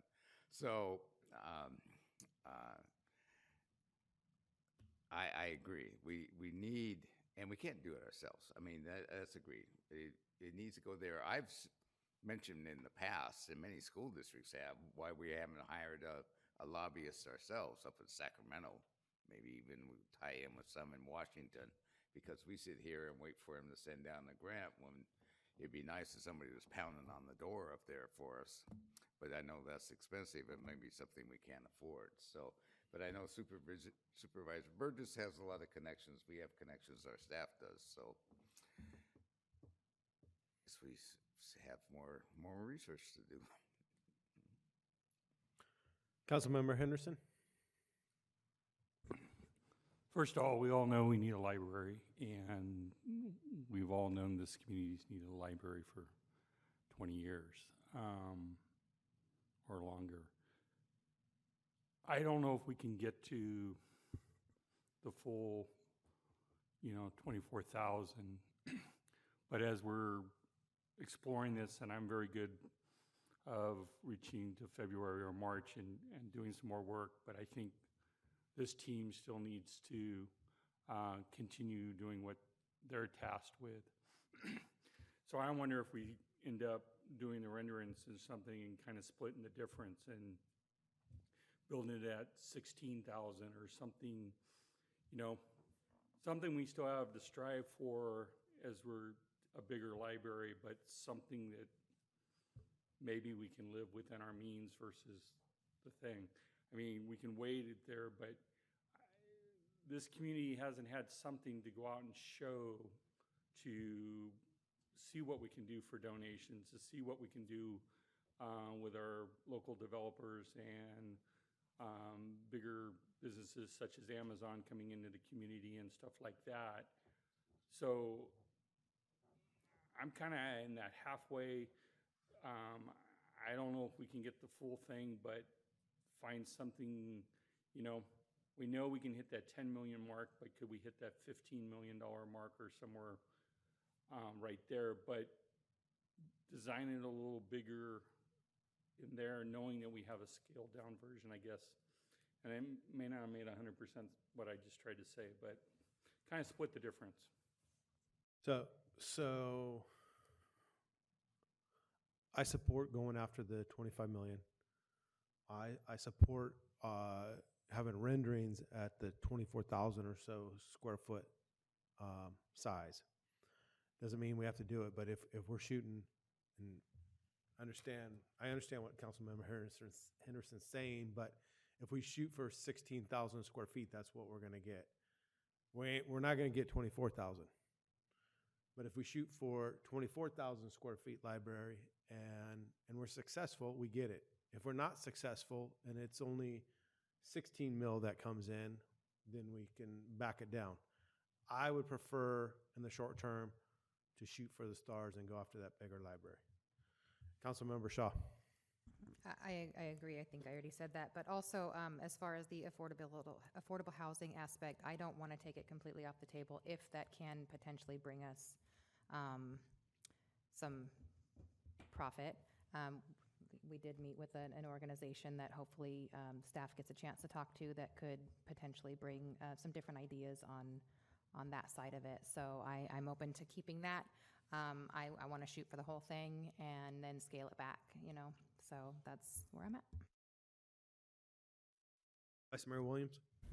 Yeah, same. I say we shoot for the whole thing. And I think maybe so one of the pieces that we've left out of this discussion that we've had, and even in some of the larger, so I think when we were looking at option 2 on the original, it showed the senior center and the veterans. So we've kind of left that off on this 9,000 square foot plan. And I don't want to forget about them, but I'm wondering if in the meantime, we have an alternative, right? We talked about potentially some other sites. So maybe on our rendering, if there's something that's going to get cut, it would make, on the rendering, we would have an easy cut off if we only get the 16, but I'm really thinking that we're going to get the 25 because we're all putting our energy and effort into this. But if we do, then, but anything that gets cut, I want us to have a sort of backup plan, right? Because, I mean, if we're cutting the veterans and the seniors, we have to have a secondary spot for that. Or if we're cutting some other segment of it, then we need to have a secondary spot for it. So I'm wondering if there's a way to do that in the rendering where it would make sense that if we only get the amount, the 16, 17 million, that we're able to kind of parse off something, but we have to have the plan for where it goes.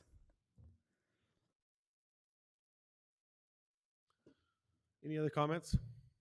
Do we need direction from this part? I thought we were talking about modern versus contemporary. Like, I'll keep us focused. Yes. If we could get some direction on, you know, preferred architectural style. Fitting in with the rest of the campus. I agree. Yeah. Yeah. What is this building classified as? Yeah. What's that? What's this classified as? Is this this isn't contemporary, right? Yeah. You want to come up, speak in the mic. Please. I would say, we don't want something that, you know, sticks out too crazy and feels too diverse. So I think what we'll do is this building is traditional. It's modern, but it's traditional. I mean, it's conservative, sorry. But it's still a handsome building. And you have a beautiful downtown. Main Street's gorgeous. And I think we can work with something that complements this structure. So we'll get more pictures of it, and I think we can do something that looks really nice side by side. Yeah. Thank you. Anything else you guys need? Or any other comments? Thank you.